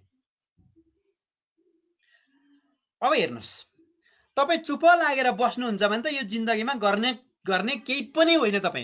तपाई चुप लागेर बस्दा यात्रामा तपाई असफल पनि हुनुहुन्न। तपाई यात्रामा निरन्तर अगाडि बढ्नुभयो भने तपाईका जोखिमहरू आउँछन्। यहाँ हेर्नुस् त साथीहरू, पानी जहाज बन्दरगाहमा नै सुरक्षित हुन्छ, तर त्यहाँ राख्न बनाइएको होइन। मेरा समादरणीय मित्रहरू, पानी जहाज बन्दरगाहमा नै सुरक्षित हुन्छ, तर त्यहाँ राख्न बनाइएको होइन। अनि आकाशमा उड्ने जहाज पनि एयरपोर्टमै सुरक्षित हुन्छ, तर त्यहाँ राख्न बनाइएको होइन। तपाईको अगाडिबाट धेरैले टेक अफ गरेर गए होला साथीहरू। तपाईले अगाडिबाट आफ्नो आँखा अगाडि अरूले टेक अफ गरेर, अरूले प्रगति गरेर, अरूले उन्नति गरेर गइरहेको हेरिरहँदा तपाईँ हेरेर बस्ने कि तपाईँ आजैबाट सुरु गर्ने? तपाईँ आजैबाट रोल मोडल बन्ने? तपाईँ आजैबाट साँच्चीकै राम्रो यो नेपालकै सहकारीको नम्बर 1 कर्मचारी बन्ने हो भने अरूले जस्तै टेक अफ गर्नुहोस्। जहाज उड्नुभन्दा अगाडि टेक अफ गरे जस्तै आजैबाट सुरुवात गर्नुहोस्। जो सुखमा रमाएको हुन्छ साथीहरू उसले दुःख सहन सक्दैन। जो सुखमा रमाएको हुन्छ साथीहरू उसले कहिल्यै पनि दुःख सहन सक्दैन। अब म फेरि अगाडि बढेँ। यहाँ हेर्नुहोस्, यो मान्छेको जात, मान्छेको बानीको कुरा गर्छु। एउटा हिन्दीमा भनाइ छ, यहाँले स्क्रिनमा पनि देख्न सक्नुहुन्छ। एक बार इंसान ने कोयल से कहा तू काली न होती तो कितना अच्छी होती। सागर से कहा तेरा पानी खारा न होता तो कितना अच्छा होता। गुलाब से कहा तुझ में कांटे न होते तो कितना अच्छा होता। तब तीनों एक साथ बोले, हे इंसान, तुझ में दूसरों की कमियां देखने की आदत न होती तो तू कितना अच्छा होता। साथीहरू एकछिन हाँस्नुहोस्। मान्छेको जातको कुरा गरिरहेको छु, मान्छेको बानीको कुरा गरिरहेको छु, मान्छेको ह्याबिटको कुरा गरिरहेको छु। यो बानी तपाईँमा पनि छ, ममा पनि छ। अरूलाई खोट लगाउने, अरूको यो भएन, त्यो भएन, यसो भएको भए हुन्थ्यो भन्ने मान्छेको जात हो। यहाँ हेर्नुहोस् त, कोइलीलाई पनि दोष लगायो, समुद्रलाई पनि दोषै लगायो, गुलाबलाई पनि दोषै लगायो। अनि तिनैजना मिलेर के भने, हे मनुष्य, तैँले अर्काको कमजोरी देख्ने तेरो बानी नभइदिएको भए तँ आज कहाँबाट कहाँ पुग्थिस् मनुष्य भनेर सबैले चाहिँ एकसाथ भनिदिए। हेर्नुहोस्, मान्छे यस्तो हो। मान्छे यो गुण सबैमा छ। यो गुण लुकाएर लुक्दैन। ममा पनि होला, हजुरमा पनि होला, यो सबैमा छ। हामीले स्वीकार गरौँ र यो बानी आजैबाट छोडौँ। र अर्को पनि एउटा कुरा भन्छु, यहाँनिर हेर्नुहोस् यो नक्सालाई राम्रोसँग। किसी को लात मारने से पहले हम खुद कहाँ खडे है उसको पता होना चाहिए। अर्कालाई लडाएर झार्छु, अर्कालाई लात हान्छु, अर्कालाई तल पार्छु, अर्कालाई होच्याउँछु, अर्कालाई म झारेर म माथि पुग्छु भन्ने मान्छेले आफू पनि झर्छ साथीहरू। यहाँ हेर्नुहोस् त, ऊ उभिएको धरातल कहाँ छ, के छ भन्ने कुरा उसले बुझेन भने अरूलाई लडाउँदा आफू पनि लड्छ। अब अर्को महत्त्वपूर्ण कुरा गर्छु म अन्त्यमा छु। अरूसँग तुलना कहिल्यै पनि नगर्नुहोस्। यो जिन्दगीमा तपाईँ जस्तो मान्छे अरू कोही पनि भेट्नुहुन्न। म जस्तो मैले अरू कोही खोजेर पाउँदिनँ साथीहरू। मै हो। मैले म जस्तो अरू खोज्दै हिँडेँ भने हुँदैन। म चाहिँ फलानु जस्तो हुन पाए हुन्थ्यो, फलानाले यसो गर्यो, मैले चाहिँ किन गर्न सकिनँ भने मैले तुलना गर्ने होइन। Do not compare yourself to others. तपाईँले कहिल्यै पनि अरूसँग तुलना नगर्नुहोस्। तपाईँसँग जे छ त्यो अरूसँग छैन। तपाईँसँग जुन क्वालिटी छ त्यो अरूसँग कहिल्यै पनि छैन। तपाईँसँग जुन क्षमता छ त्यो अरूसँग छैन। फेरि पनि याद गर्नु साथीहरू, तपाईँभित्र यस्तो क्षमता छ त्यो अरू कोहीसँग छैन। तर त्यो क्षमतालाई तपाईँले बाहिर ल्याउनुहोस्, त्यो क्षमतालाई निकाल्नुहोस्, त्यो क्षमतालाई चिन्नुहोस्। यो दुनियाँमा सफल हुने त मान्छे नै तपाईँ हो। तपाईँले खोइ आफ्नो क्षमता चिनेको। तपाईँलाई भगवानले यो धरतीमा पठाउँदाखेरि यति धेरै क्षमतावान बनाएर पठाउनु भएको छ, त्यो क्वालिटी, त्यो क्षमता अरूसँग छैन साथीहरू। त्यस कारणले गर्दा आफूलाई चिन्नुहोस्, अरूसँग तुलना गर्ने होइन।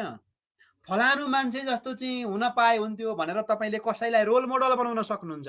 ब्याङ्किङ सेक्टरमा जागिर खाने हुने हो भने म अनिल केशरी शाह जस्तो हुन पाए हुन्थ्यो, त्यतिको चाहिँ जागिरे हुन पाए हुन्थ्यो भनेर तपाईँले कल्पना गर्न सक्नुहुन्छ।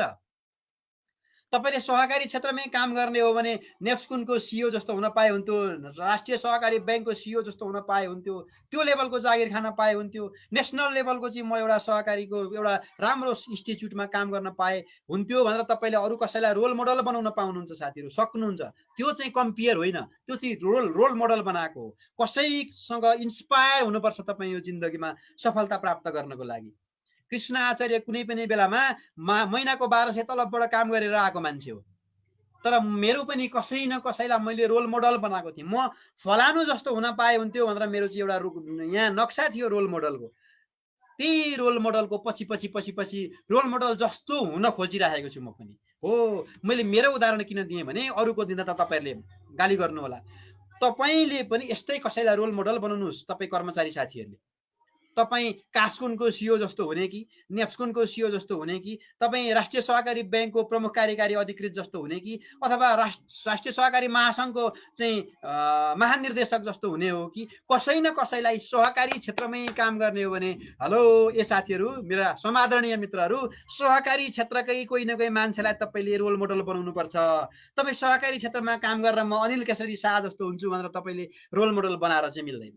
यदि त्यस्तो हो भने सहकारी क्षेत्र छोडेर गइदिनुहोस्, तपाईँको ठाउँमा अरू कोही आउँछ साथीहरू। तपाईँ अरू कसैलाई रोल मोडल, म विनोद चौधरी जस्तो धनी हुन पाए हुन्थ्यो भनेर सहकारीमा आएर काम गर्नुभयो भने तपाईँको रोल मोडल बनाएको मिलेन। त्यसैले साथीहरू एकदमै ख्याल गर्नुपर्ने कुरा चाहिँ रोल मोडल बनाउन पाइन्छ, तर अरूसँग तुलना गरेर आफूलाई तलको कहिले पनि नसम्झिनुहोस्। फलानाले त यति प्रगति गर्यो, यति उन्नति गर्यो, म चाहिँ किन त्यस्तो हुन सकिनँ भनेर गर्नुभयो भने तपाईँले केही पाउनुहुन्न, डिप्रेसन सिवाय। तपाईँले डिप्रेसन मात्रै पाउनुहुन्छ। म अगाडि बढेँ र साथीहरू, आफूलाई कहिले पनि कमजोर नठान्नुहोस्। कमजोर होते हैं वो लोग जो शिकवा किया करते हैं। कमजोर होते हैं वो लोग जो शिकवा किया करते हैं। उग्ने वाले तो पत्थर का सीना चिर कर भी उगा करते। हेर्नुहोस् त साथीहरू, त्यो चट्टानमा पिपल उम्रेको छ। चट्टानलाई तोडेर पिपल उम्रेको छ साथीहरू। त्यसकारणले गर्दा कमजोर मान्छेहरूले बहाना मात्रै बनाउँछ। यो भएन, त्यो भएन, यो भइदियो हुन्थ्यो, ऊ भइदियो हुन्थ्यो। त्यो बहाना बनाउने काम छोडौँ। हामी अगाडि बढ्ने हो भने उग्ने वाले तो पत्थर का सीना चिर कर भी उगा करते। हामी अगाडि बढ्ने हो, हाम्रा अवरोधहरू तोड्ने हो, हामी अगाडि बढ्ने हो। तपाईले गर्न सक्नुहुन्छ, मैले पनि गर्न सक्छु। We can do, I can do भन्ने गर्नुहोस्।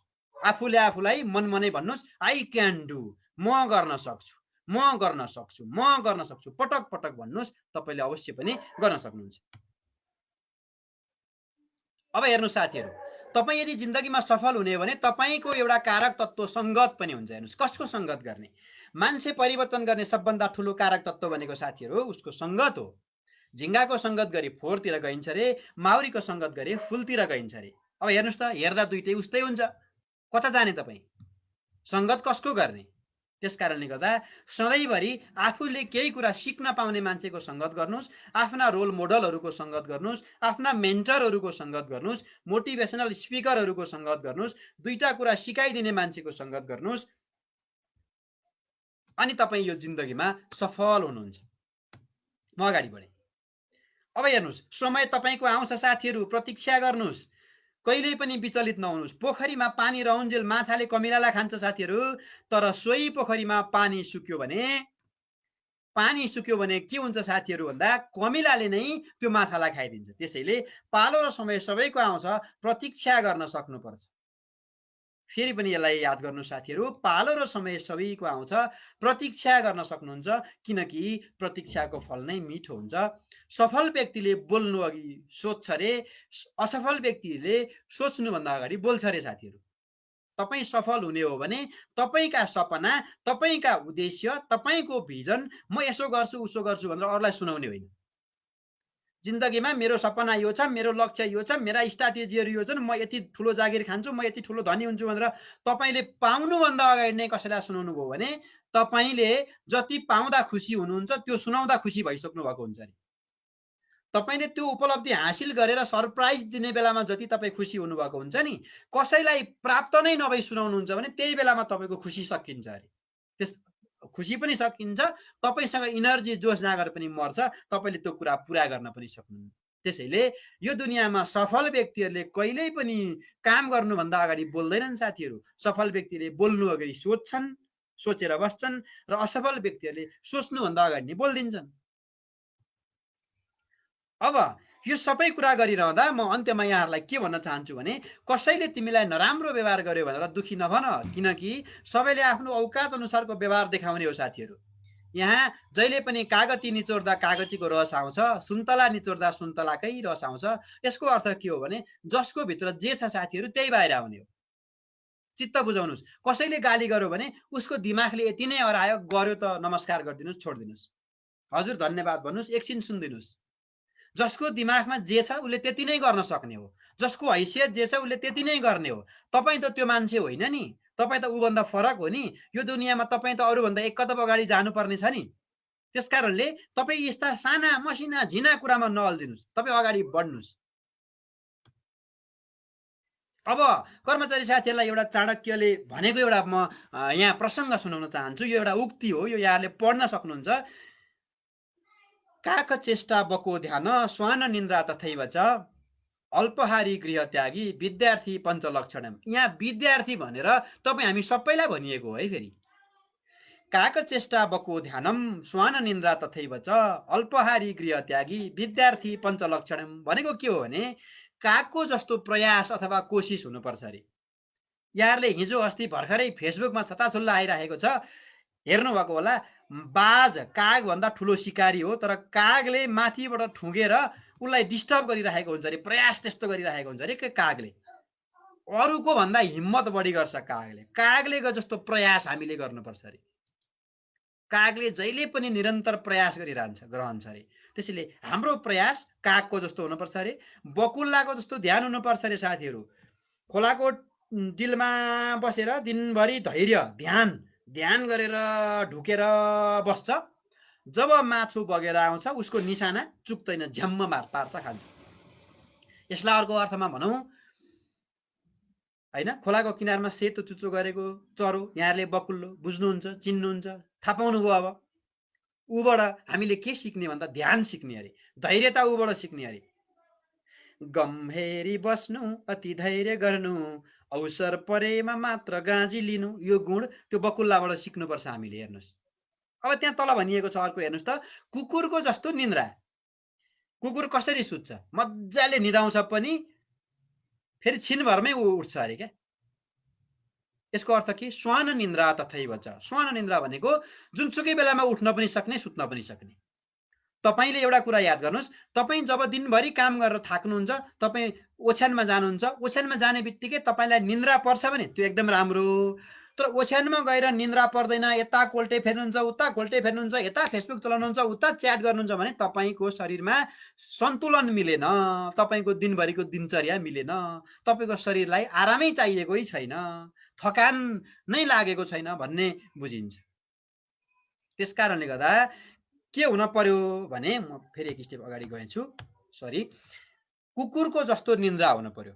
कुकुरले के गर्छ साथीहरू हेर्नुहोस् त, उसले थोर खान सिक्नु, अति सुरो हुनु, सुत्नु चनाखो, भई होस लिनु। तलपट्टि हेर्नुहोस् त, त्यहाँ चौथो नम्बरमा मैले लेखेको छु, खानेकुरा कम खाने। अल्पहारी भनेको कम खाने। तपाईँले पेटभरि टन्न खानुभयो भने तपाईँलाई अटस पटस हुन्छ, कता के हुन्छ, पच्दैन, एक्सर्साइज गर्नुपर्छ, दिमाग अल्छी लागे जस्तो हुन्छ, हाइ आउँछ, निन्द्रा लाग्छ, त्यो धेर खाएर हो। त्यसैले कुकुरको जस्तो थोरै खाँदा पनि चित्त बुझाउनु रे, कुकुरको जस्तो निन्द्रा हुनुपर्छ रे, यो कुरा सिक्नुपर्छ। र अन्त्यमा के भनिएको छ चाणक्यमा भने, गृह त्यागी विद्यार्थी पञ्चलक्षणम भन्दा आवश्यक परेको बेलामा परिवारबाट टाढा बसेर पनि तपाईँले काम गर्न सक्नुभयो भने चाहिँ तपाईँ जिन्दगीमा प्रगति गर्न सक्नुहुन्छ। यति 5वटा लक्षण चाहिँ हामी काहीँ न काहीँको विद्यार्थी नै हो। म सहकारीको विद्यार्थी, हजुरहरू पनि सहकारीको विद्यार्थी, हामी स्कुल कलेज कापी किताब बोकेर जाने विद्यार्थीको कुरा गरिरहेको छैन मैले यहाँ, हामी सबै विद्यार्थी हो काहीँ न काहीँको। त्यसैले हामी विद्यार्थीलाई 5वटा लक्षण के चाहिन्छ? काक चेष्टा बको ध्यानम, श्वान निन्द्रा तथैव च अल्पहारी गृह त्यागी विद्यार्थी पञ्चलक्षणम भनेको छ। म अगाडि बढेँ। अब यति सबै भनिरहँदा हामीलाई चाहिँ कस्तो कर्मचारीको टिम चाहिन्छ त भन्दाखेरि सधैँभरि हाई पर्फर्मेन्स टिम। तपाईँ हाम्रा सदस्यले कर्मचारी हेरेर कारोबार गर्छन् साथीहरू। टाई सुट लगाएका छन् कि छैनन्, होइन, केस कति पालेका छन्, दारी पालेका छन् कि छैनन्, कुण्डल लगाएका छन् कि छैनन्, जिन्सको प्यान्ट लाएर पो कार्यालय आएका छन् कि, कस्तो व्यवहार गर्छन्, कस्तो बोल्छन्, यो सबै कुरासँग हाम्रो कारोबार जोडिन्छ। त्यसकारणले हामीले जहिले पनि के ख्याल गर्नुपर्छ? शक्तिशाली कर्मचारीको टिम हुनुपर्छ। यो शक्तिशाली टिम निर्माण गर्न तपाईँ हामी जति लागि पर्छौँ त्यति नै हाम्रो संस्थाले प्रगति गर्छ। ध्यान दिनु होला मेरो कुरामा। कर्मचारी हेरेर कारोबार हुन्छ।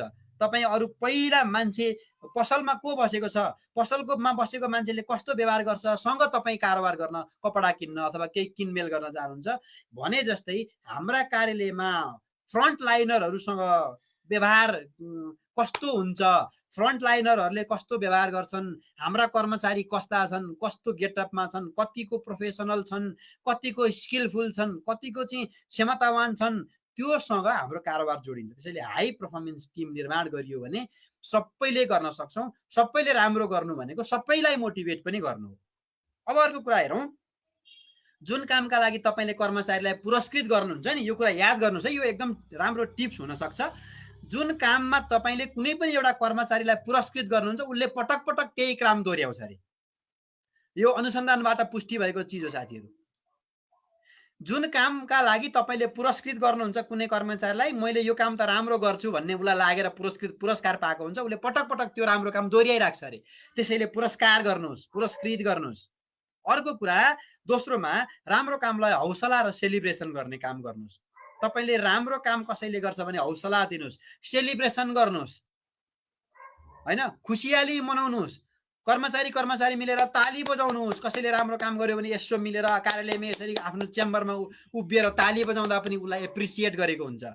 गुड भनेर राम्रो एप्रिसिएट गरिदिनुहोस्। सेलिब्रेसन कसरी गर्ने भन्ने कुरा विभिन्न तरिकाहरू छन्। सेलिब्रेसन चाहिँ तत्काल गर्नुपर्छ अरे। कुनै कर्मचारीले कुनै बेला राम्रो काम, म तल पनि बताउँछु त्यो कुरा कसरी सेलिब्रेसन गर्ने भन्ने कुरा यहाँहरूले बुझ्नुहुन्छ। आफ्नो आफ्नो स्टाइल हुन्छ यो। र अर्को नम्बरमा छ सक्सेसन प्लान र अथवा ग्रोथ पाथ तपाईँले देखाइदिनुपर्छ कर्मचारीलाई। अब मैले यो संस्थामा राम्रो गरेँ भने म बढुवा भएर यो लेभलमा पुग्छु, मेरो सेवा सुविधा यो हुनेछ भनेपछि ऊ आफै मोटिभेट हुन्छ। तपाईँले त्यो सक्सेसन प्लान देखाइदिनुपर्छ कर्मचारीलाई। प्रगति हुन्छ मेरो भन्ने कुरा उसले भित्रदेखि बुझ्नु पर्यो। मेरो उन्नति हुन्छ, मेरो प्रगति हुन्छ, मेरो विकासको बाटो यो हो। मैले यति वर्ष काम गरेपछि मैले यो सुविधा पाउँछु, मैले यसरी काम गरेँ भने मैले यो तालिम पाउँछु, मैले यो भ्रमण पाउँछु, मैले यो रिवार्ड पाउँछु, मैले यो इन्सेन्टिभ पाउँछु भनेर ऊ मक्ख पर्छ। ऊ भित्रदेखि ऊ खुसी हुन्छ, भित्रदेखि ऊ मोटिभेट हुन्छ। यो भित्रदेखि मोटिभेट हुनु भनेको अङ्ग्रेजीमा यसलाई सेल्फ मोटिभेसन भन्छ, सेल्फ मोटिभेट भन्छ। त्यो भनेको चाहिँ जेनेरेटरबाट खेतमा पानी हाल्नु जस्तो नभइकन खेतमै मूल फुटाएको हो। त्यसैले यो गर्नुपर्छ। अर्को चाहिँ अफिस आफ्नो परिवार जस्तो बनाइदिनुहोस्। कहिलेकाहीँ सँगै खाना खाने, एकसाथ हिँड्दिने, सिनियर जुनियर सबै एउटै हौँ हामी भनिदिने गर्नुभयो भने पनि ती तपाईँका कर्मचारीहरू मोटिभेट हुन्छन्।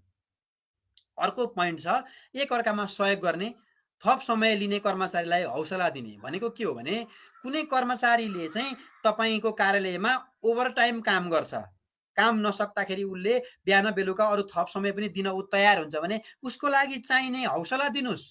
बिहान आउने कर्मचारीलाई खाजाको व्यवस्था गरिदिनुहोस्, बेलुकासम्म बस्ने कर्मचारीलाई चाहिँ खानाको व्यवस्था गरिदिनुहोस्, उसको लागि चाहिने रिक्वायरमेन्टहरू पुरा गरिदिनुहोस्। मिल्छ भने थप ओभरटाइमहरू दिनुहोस्, हौसला बढ्छ।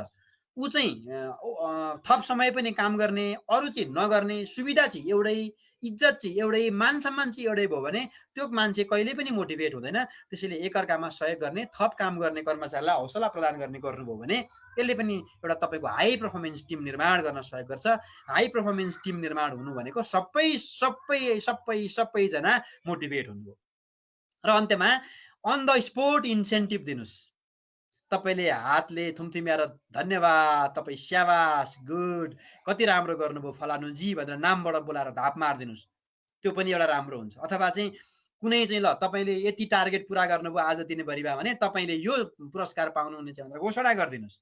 बोनसका कुराहरू चाहिँ तपाईँले कर्मचारीलाई इन्स्योर गराइदिनुहोस्। रेभेन्यू सेयरिङ गरिदिनुहोस्। ट्रेनिङ एन्ड एजुकेसनहरूको अवसरहरू दिनुहोस्। इम्प्लोइ अफ द मन्थ अथवा चाहिँ इम्प्लोइ अफ द इयर घोषणा गरिदिनुहोस्। तपाईँले सक्नुहुन्छ भने त इम्प्लोइ अफ द विक पनि गर्न सक्नुहुन्छ, इम्प्लोइ अफ द डे पनि गर्न सक्नुहुन्छ।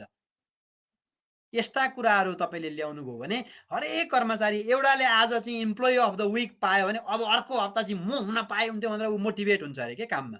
त्यसरी यस्ता टुल्स एन्ड टेक्निकहरू प्रयोग गरियो भने हरेकलाई हामीले मोटिभेट गर्न सक्छौँ। म अगाडि बढ्छु। अब साथीहरू, मेरा समादरणीय मित्रहरू, यो मैले भनेको होइन, यो डाले भन्ने एकजना विद्वानले भन्नुभएको एउटा भनाइलाई मैले यहाँ जोड्न सान्दर्भिक ठाने। उहाँले के भन्नुभएको छ भने it is said that employees do not leave companies, they leave people. तपाईँका कर्मचारीले छोडेर जागिर गए भने उसले कम्पनी छोडेको हुँदैन अरे, त्यो संस्था छोडेको हुँदैन अरे। कसलाई मात्रै छोड्छ भन्दा त्यहाँका मान्छे मात्रै छोडेको हुन्छ अरे। तपाईँका सञ्चालक मन नपरेर छोड्यो, या काम गर्ने वातावरण नभएर छोड्यो, या त्यहाँका कर्मचारीले उसलाई टिक्न दिएनन् र छोड्यो, या अरू नै यस्तै कुनै व्यक्तिको कारणले छोडेको हुन्छ अरे। सङ्गठनको कारणले छोड्दैन अरे साथीहरू। किनभने नि एउटा अर्गनाइजेसन छोड्यो भने पनि ऊ अर्कोमा गइसकेको हुन्छ भनेपछि they do not leave companies, they leave people. यो कुरा याद गरौँ। तपाईलाई छोडेर जाँदैमा तपाईलाई चाहिँ छोडेको हो, तपाईको सङ्गठनलाई छोडेको होइन, तपाईको संस्थालाई छोडेको होइन, उसले तपाईलाई चाहिँ छोडेको हो भन्ने कुरा नबिर्सिनु होला है।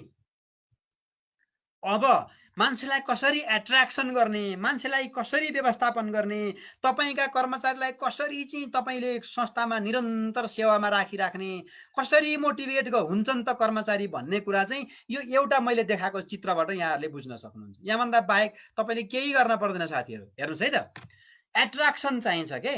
हाम्रो संस्थामा जागिरको लागि कति धेरै एट्र्याक्सन छ भन्ने कुरासँग जोडिन्छ। तपाईँले एउटा विज्ञापन गर्नुभयो र 2 जनाले एप्लिकेसन दिए भने एट्र्याक्सन छैन तपाईँको सहकारीप्रति। तर एउटा विज्ञापन गर्नुहोस्, 20 जनाले एप्लिकेसन हाले, दरखास्त हाले भने बल्ल फलानु कख ग साकोसमा चाहिँ एट्र्याक्सन छ है जागिर, यहाँ चाहिँ जागिर खान पाए हुन्थ्यो भन्ने मान्छे रहेछन् अरू भन्ने बुझ्नुहोस्। एट्र्याक्सन चाहिन्छ। कर्मचारी पनि तपाईँको संस्थाप्रति एट्र्याक्सन भएर आउनु पर्यो। नम्बर 1, आइसकेपछि उसलाई तपाईँले एजुकेट गर्नुहोस्, शिक्षा दिनुहोस्, पढ्ने वातावरण मिलाइदिनुहोस्, निरन्तर योग्यता बढा, तैँले यो पढ्नुपर्छ भनेर उसलाई इन्करेज गर्नुहोस्, वातावरण मिलाइदिनुहोस्। अर्को कुरा ट्रेन, यस्ता तालिम शिक्षाका कुराहरूलाई अवसरको रूपमा दिनुहोस्, पठाइदिनुहोस्। विभिन्न ठाउँमा तालिमको लागि आयो अवसर भने दिनुहोस् त्यो अवसरहरू। अनि त्यसपछि मोटिभेट, तपाईँले हरेक दिन उसलाई मोटिभेट गर्ने। आज यसरी कास्कुनले सञ्चालन गरेको यो तालिममा मात्रै मोटिभेसन हुँदैन साथीहरू। यहाँले याद गर्नुपर्ने कुरा के हो भने तपाईँ एउटा संस्थाको प्रमुख हुनुहुन्छ, या तपाईँ कुनै डिपार्टको हेड हुनुहुन्छ, या कुनै क्यासमा काम गर्ने क्यासको टेलरको हेड हुनुहुन्छ, या तपाईँ चाहिँ मार्केटिङको हेड हुनुहुन्छ, जहाँसुकै हुनुहुन्छ भने तपाईँ अन्तर्गतका कर्मचारीलाई तपाईँले मोटिभेट गर्नुहोस्, इन्करेज गर्नुहोस्। मोटिभेट गर्न आफू मोटिभेट हुनु पर्यो, आफू सन्तुष्ट हुनु पर्यो, आफूले आफ्नो संस्थाको काममा रमाएको हुनु पर्यो, अनि तपाईँले अरूलाई मोटिभेट गर्ने। संस्थाले मोटिभेट गर्नुहोस्, हाकिमहरूले मोटिभेट गर्नुहोस्, त्योभन्दा तलका जो पनि विभागीय प्रमुखहरू हुनुहुन्छ सबले साथीहरूलाई मोटिभेट गर्नुहोस्, अनि मात्रै उसले कार्यालयमा बसेर काम गर्ने चाहिँ रहर गर्छ। अर्को इम्पावर, भित्रदेखि उसलाई सशक्त बनाउने कुरामा पनि हामी चुक्नु हुँदैन। र रिवार्ड, मैले अघि भने मान्छेलाई मोटिभेसनको अर्को एउटा फ्याक्टर भनेको रिवार्ड पनि हो के, सम्मान, पुरस्कार हैन, यो पनि एउटा गर्नुपर्छ। त्यसो भयो भने पिपल म्यानेजमेन्ट हुन्छ, मान्छेलाई व्यवस्थापन गर्ने तरिकाहरू हुने। म अगाडि बढ्छु। यहाँ यो पनि मैले भनेको होइन, म कुनै विद्वान होइन र म यहाँहरूको कुनै पनि चाहिँ ठुलो त्यस्तो सल्लाहकार पनि होइन। मैले जानेका, मैले भोगेका मेरा केही अनुभवहरू मात्रै यहाँहरूलाई मैले सेयर गरिराखेको छु, माफ गर्नुहोला। यहाँ फेरि अर्को एउटा प्रसङ्ग म एउटा भनाइ जोड्न चाहन्छु। यो चाहिँ एपीजे अब्दुल कलामले भन्नुभएको छ। उहाँले के भन्नुभएको छ भने if you salute your duty everybody will salute you, अनि if you pollute your duty you have to salute everybody. यसको अर्थ के हो भने यदि तपाईँले आफ्नो कामलाई सम्मान गर्नुहुन्छ भने सधैँभरि तपाईँले अरूको सम्मान पाउनुहुनेछ, सबैले तपाईँलाई सम्मान गर्नेछन्। तर यदि तपाईँले आफ्नो कामलाई दूषित बनाउनुहुन्छ, आफ्नो कामलाई राम्रोसँग गर्नुहुन्न, नेग्लिजेन्स गर्नुहुन्छ, जागिर मात्रै खाए जस्तो बिहान 10-5 मात्रै जानुहुन्छ भने जिन्दगीभरि अरूलाई सल्युट गरेर हजुर हजुर नमस्कार गरेर तपाईँ बस्नुहुन्छ, त्योभन्दा माथिको पदमा तपाईँ कहिल्यै पुग्न सक्नुहुन्न। त्यसैले जहिले पनि कामलाई सल्युट गर्नुहोस्, जुन पदमा हुनुहुन्छ सल्युट गर्नुहोस्, कामलाई सम्मान गर्नुहोस्, कामलाई माया गर्नुहोस् साथीहरू। अब कस्तो काम गर्ने भन्दा स्मार्ट वर्क भनेको छौँ, हामीले भन्ने गरेका छौँ पटक पटक स्मार्ट वर्क। यो दुईटा नक्सा यहाँहरूले हेर्नुभयो भने थाहा पाउनुहुन्छ। यो माथिको नक्सा पुरानो तरिका भयो, ट्रेडिसनल स्टाइल भयो यो चाहिँ। अब यो नयाँ तरिका अहिलेको स्मार्ट वर्क चाहिँ तलको भयो। त्यो एउटा भैँसीलाई हिँडाउनको लागि 2 जनाले यति धेरै मेहनत गरेर पनि हिँडेको छैन, तर एउटै व्यक्तिले तलको भैँसी कति मजाले हिँडेको छ हेर्नुहोस् त। त्यस कारणले गर्दा स्मार्ट वर्क हुनपर्छ, इन्टेलिजेन्ट वर्क हुनपर्छ। Do not work hard, work intelligently भनेको छ। म अगाडि बढ्छु। अब अर्को महत्त्वपूर्ण कुरा, म अब अन्तिममा छु, टाइम म्यानेजमेन्ट साथीहरू। अब मैले यहाँ धेरै कुरा गर्दिनँ, टाइम म्यानेजमेन्टको पुरै एउटा तालिमै हुन्छ। मैले यहाँ एउटा स्लाइडमा धेरै कुरा गर्नु सान्दर्भिक पनि हुँदैन, न्याय पनि हुँदैन। त्यस कारणले गर्दा टाइम म्यानेजमेन्टको कुरामा म यति कुरा भन्छु, समय उड्छ साथीहरू, प्लेन जस्तै समय उडिराखेको हुन्छ, त्यसको पाइलट तपाईँहरू नै हो। अब तपाईँ पाइलट हो समयको भनेपछि कसरी कन्ट्रोल गर्नुहुन्छ समयलाई, यो जिम्मा तपाईँहरूलाई नै छ। समयले कसैलाई पर्खँदैन। त्यसकारणले गर्दा prepare your list of task, तपाईँले कामको लिस्ट बनाउनुहोस्। Delegate some task to others, तपाईँले केही कामहरू अरूलाई डेलिगेट गर्नुहोस्। डिफाइन अर्जेन्ट भर्सेस इम्पोर्टेन्ट, तपाईँले कुन काम गर्ने पहिला, अर्जेन्ट पहिला गर्ने कि इम्पोर्टेन्ट पहिला गर्ने छुट्याउनुहोस्। अनि do it now, don't be late, आजै गर्नुहोस्, ढिलो नगर्नुहोस्, भोलिलाई नसाच्नुहोस्। म्यानेज युर इनर्जी, तपाईँले कार्यालयमा नियुक्ति भएर गएका दिन जुन इनर्जी थियो तपाईँको इनर्जी आजसम्म त्यही हुनुपर्छ। अब 5 वर्ष काम गर्दा पनि त्यो इनर्जी सेलाउन पाउँदैन। जुन जोसका साथ कार्यालयमा प्रवेश गर्नुभएको छ, अन्तिममा बिदाई हुँदा साथीहरू त्यही जोसका साथ जानुपर्छ। तपाईँको इनर्जी कुनै पनि बेलामा कम हुनु हुँदैन। तपाईँले बिहान सुरुमा जागिर खाना आउँदा, बिहान खाना खाएर कार्यालयमा 10 बजी प्रवेश गर्दा तपाईँसँग जुन इनर्जी छ, बेलुका 5 बज्दा तपाईँ लखतरानबाट निन्याउरो भएर के नभए जस्तो अनुहार खुम्च्याएर जानु हुँदैन साथीहरू।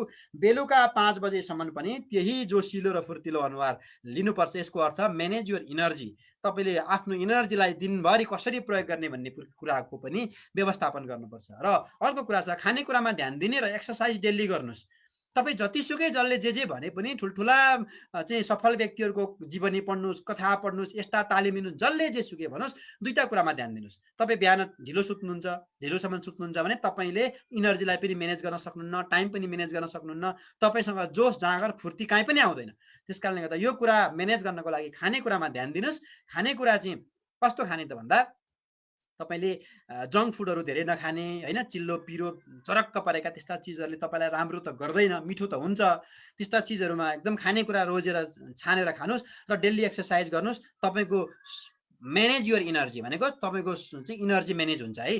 अनि अर्को कुरा, शरीरलाई आराम पुग्ने गरी सुत्नुपर्छ साथीहरू। तपाईँको शरीरलाई 8 घन्टा आराम चाहिन्छ। जसले 8 घन्टा आराम गर्छ ऊ 16 घन्टा रमाउँछ साथीहरू। जसले 8 घन्टा शरीरलाई आराम दिन्छ ऊ मात्र बाँकी 16 घन्टा रमाउन सक्छ। जसले 8 घन्टा शरीरलाई आराम दिँदैन बाँकीका 16 घन्टा ऊ रमाउन सक्दैन। यदि तपाईँलाई 8 घन्टाको आरामले पुगेन भने 9 घन्टा सुत्नुहोस्, 9 घन्टाको आरामले पनि पुगेन भने 10 घन्टा सुत्नुहोस्, तर बाँकी 14 घन्टा तपाईँ रमाउनुहोस्। मैले यसो भनिरहँदा बढी सुत्ने मान्छेहरूलाई त खुब मजा भइरहेको होला। 8 घन्टा मात्रै सुत्नुपर्ने, 9 घन्टा 10 घन्टा सुत भनिरहेछ भनेर मजा भइरहेको होला साथीहरू। त्यो होइन, आराम शरीरलाई जति चाहिन्छ त्यति चाहिँ दिनुहोस्। तपाईँ निन्द्रा नपुगी उठ्नुभयो भने म बेलुका 2 बजी सुते पनि बिहान त 4 बजी त निन्द्राले मलाई फ्याट्टै छोडिहाल्छ नि भनेर गफ गर्ने होइन। आराम पुगेन, त्यो दिनभरि तपाईँलाई राम्रो गर्दैन, त्यसले शरीरमा स्वस्थता आउँदैन। त्यसैले तपाईँको समय सही छ। टाइम म्यानेजमेन्टको कुरामा मैले चाहिँ एउटा भनाइ यहाँ जोड्न चाहन्छु। हामीले बुझ्नु जरुरी छ कि हामीले यो बुझ्न जरुरी छ कि साथीहरू, राम्रो काम गर्नको लागि समय सधैँ सही हुन्छ अरे। यो चाहिँ यी व्यक्तिले भन्नुभएको नेल्सन मण्डेला, यहाँले चिन्नु पनि हुन्छ।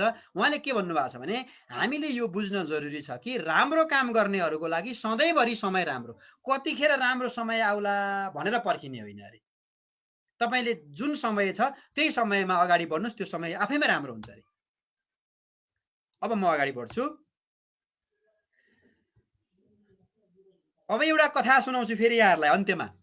मेरो विश्वास मेरो सफलता, यो मेरो विश्वास र मेरो सफलता होइन साथीहरू। यो कसको विश्वास र कसको सफलता हो भन्दा, कसको सपना हो भन्दा, हेनरी फोर्ड भन्ने फोर्ड कम्पनीका मालिकको एउटा जीवनी म यहाँहरूलाई सुनाउन चाहन्छु। छोटकरीमा 1 मिनटमै सकिन्छ यो। हेनरी फोर्डको सपना के थियो भन्दा, कुनै बेलामा उनी सुक्को पैसा नभएका बेलामा उनले सपना देखे। हेनरी फोर्ड धनी मान्छे होइनन् हजुर। अहिले फोर्ड कम्पनीका कारहरू विश्वभरि चल्छन्। उनी बिलियनियर बने, होइन, एउटा धनी व्यक्ति बने। उनको जीवनी पढ्नुभयो भने थाहा पाउनुहुन्छ। तर उनले सपना कुन बेलामा देखेका थिए भन्दा, सुक्को पैसा नभएको बेलामा सपना देखेका थिए। उनले साथीसँग $5 सापट्टि लिएर साइकल मर्मत गर्न थाले बाटोमा। अनि बिहान 6 बजेदेखि बेलुका 6 बजेसम्म त्यही काम निरन्तर गरिरहे, 10 बजेसम्म निरन्तर गरिरहे। अनि निरन्तरताको परिणाम के भयो त पछि भन्दा, एउटा साइकल मर्मत गर्ने मान्छे पछि साइकलको पसले बने। फेरि पनि उनले निरन्तर त्यही काम गरिरहे अनि उनी साइकलकै ठुलो व्यापारी बने। अनि पनि निरन्तर गरिरहे अनि मोटर मर्मत गर्न सुरु गरे। गाडीहरू आउँदा यसो ग्रिज लगाइदिने, मोबिल लगाइदिने, धोइदिने, पखालिदिने, यस्तो कामहरू गर्दै उनी पछि फोर्ड कम्पनीका मालिक बने साथीहरू। उनको दुर्भाग्य, उनको सपना थियो लखपति बन्न पाए हुन्थ्यो भन्ने, तर बने के, खर्बपति। त्यसकारणले संकल्पको शक्ति, अठोटको परिणाम हेर्नुहोस्। एउटा सडक पेटीमा बसेर साइकल बनाउने व्यक्ति खर्बपति, कत्रो परिश्रम, कत्रो लगनशीलता। त्यसकारणले साथीहरू वास्तविकता बुझ्नुहोस्। यो बनावटी कथा होइन, रियल घटना हो, रियल जीवनी हो। यहाँहरूले बुझ्नुहोस्। अब म अगाडि बढेँ। म सक्नै लागेको छु। रुखको हाँगामा बसेको चरालाई हाँगो भाँचिएला भनेर कुनै डर हुँदैन अरे साथीहरू। मेरा समादरणीय मित्रहरू, रुखको हाँगामा बसेको चरालाई हाँगो भाँचिएला भनेर कुनै डर हुँदैन अरे। कारण के? चराले रुखको हाँगोलाई होइन साथीहरू, पखेटालाई विश्वास गर्छ। त्यसैले सधैँ आफूमा, आफ्नो क्षमतामा विश्वास गर्नुहोस्। संसार तपाईँले नै जित्ने हो, अरू कसैले होइन। तपाईँले नै जित्ने हो। हिम्मतिला पाइलाहरू सामु जतिसुकै अग्लो पहाड पनि फुच्चे साबित हुन्छ अरे। तपाईँले हिम्मत गर्नुभयो भने त्यो अग्लो पहाड पनि फुच्चे देख्नुहुन्छ। तर तपाईँ जब हिम्मतै गर्न छोड्नुहुन्छ, त्यो पहाड झन्झन अग्लो देखिन्छ साथीहरू। त्यसैले गो अहेड, हिम्मत गर्नुहोस्। तपाईँले नै हो यो संसार जित्ने। अब जसले हामीलाई उत्प्रेरित गर्छ, के कुराले हामीलाई उत्प्रेरित गर्छ भन्ने कुरा म टिप्स दिन्छु यहाँहरूलाई। सबभन्दा पहिला हामीलाई उपलब्धिले हामीलाई मोटिभेट गर्छ। तपाईँले के उपलब्धि प्राप्त गर्नुभयो, वर्षभरिमा तलब कति पाउनुभयो, भत्ता कति पाउनुभयो, बोनस कति पाउनुभयो, तालिम कति पाउनुभयो, भ्रमणको अवसर कति पाउनुभयो, सिक्ने अवसर कति पाउनुभयो, तपाईँले मोटिभेसन कतिको पाउनुभयो, तपाईँले चाहिँ इन्स्पायर कतिको हुनुभयो, तपाईँलाई भित्रदेखि के अरे इम्पावर संस्थाले कति गर्यो भन्ने कुरा चाहिँ सबै जोडेर उपलब्धिमा गाँसिन्छ। उपलब्धि भनेको महिनामा खनखनी पाउने त्यो नोट होइन साथीहरू। सबै चिजलाई जोड्नुहोस्। उपलब्धिले मान्छेलाई उत्प्रेरित गर्छ। त्यसैले उपलब्धि हासिल भएन भने मान्छे डिमोटिभेट हुन्छ। उपलब्धि प्राप्त गर्दै जानुपर्छ। उपलब्धिको लागि सबैलाई समान अवसर दिनुभयो भने हरेक मान्छे मोटिभेट हुन्छ। अर्को छ पदीय जिम्मेवारी। तपाईँले पद दिनुभएको छ र पदको जिम्मेवारी दिनुभएको छ भने मान्छे आफै मोटिभेट हुन्छ। किनभने त्यो पदको ऊ लिडर हो, उसलाई अधिकार छ। ऋण अधिकृत भनेर तपाईँले राख्नुभएको छ भने उसले ऋणको लागि उसले काम गर्छ, उसलाई केही अधिकार दिएको हुन्छ। लेखा अधिकृत भनेर दिनुभएको छ भने उसलाई पनि केही पदीय जिम्मेवारी दिनुभएको छ, त्यसले उसलाई मोटिभेट गर्छ। एउटा सिम्पल कुरा बताउँछु यहाँहरूलाई। यसले यो फर्मुला यहाँहरूले फलो गर्नुहोस्। कुनै कार्यालयमा तपाईँको अधिकृत राख्ने लेभलको हैसियत संस्थाको छैन भने पनि सुविधा तपाईँले सहायक स्तरको दिए पनि, ऋण अधिकृत भनेर पद मात्रै दिए पनि हुन्छ। अधिकृत भनेर पद दिँदैमा तलब चाहिँ अधिकृतको दिनुपर्छ भन्ने कहीँ लेखेको छैन। तलब दिने भनेको तपाईँको संस्थाको क्षमता, तपाईँको आर्थिक नीति, तपाईँको सञ्चालक समितिको निर्णयले दिने हो नि त। म अधिकृत हो, अधिकृतकै लेभल मैले तलब पाउनुपर्छ भनेर पाइँदैन।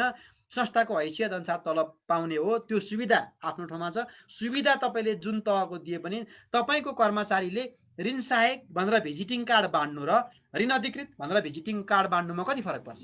त्यसैले यस्ता टेक्निकहरू लगाउनुपर्छ पदीय जिम्मेवारीको कुरामा। म अगाडि बढेँ। अर्कोमा सम्मान। मैले अघि पनि भने सम्मानले मान्छेलाई उत्प्रेरित गर्छ।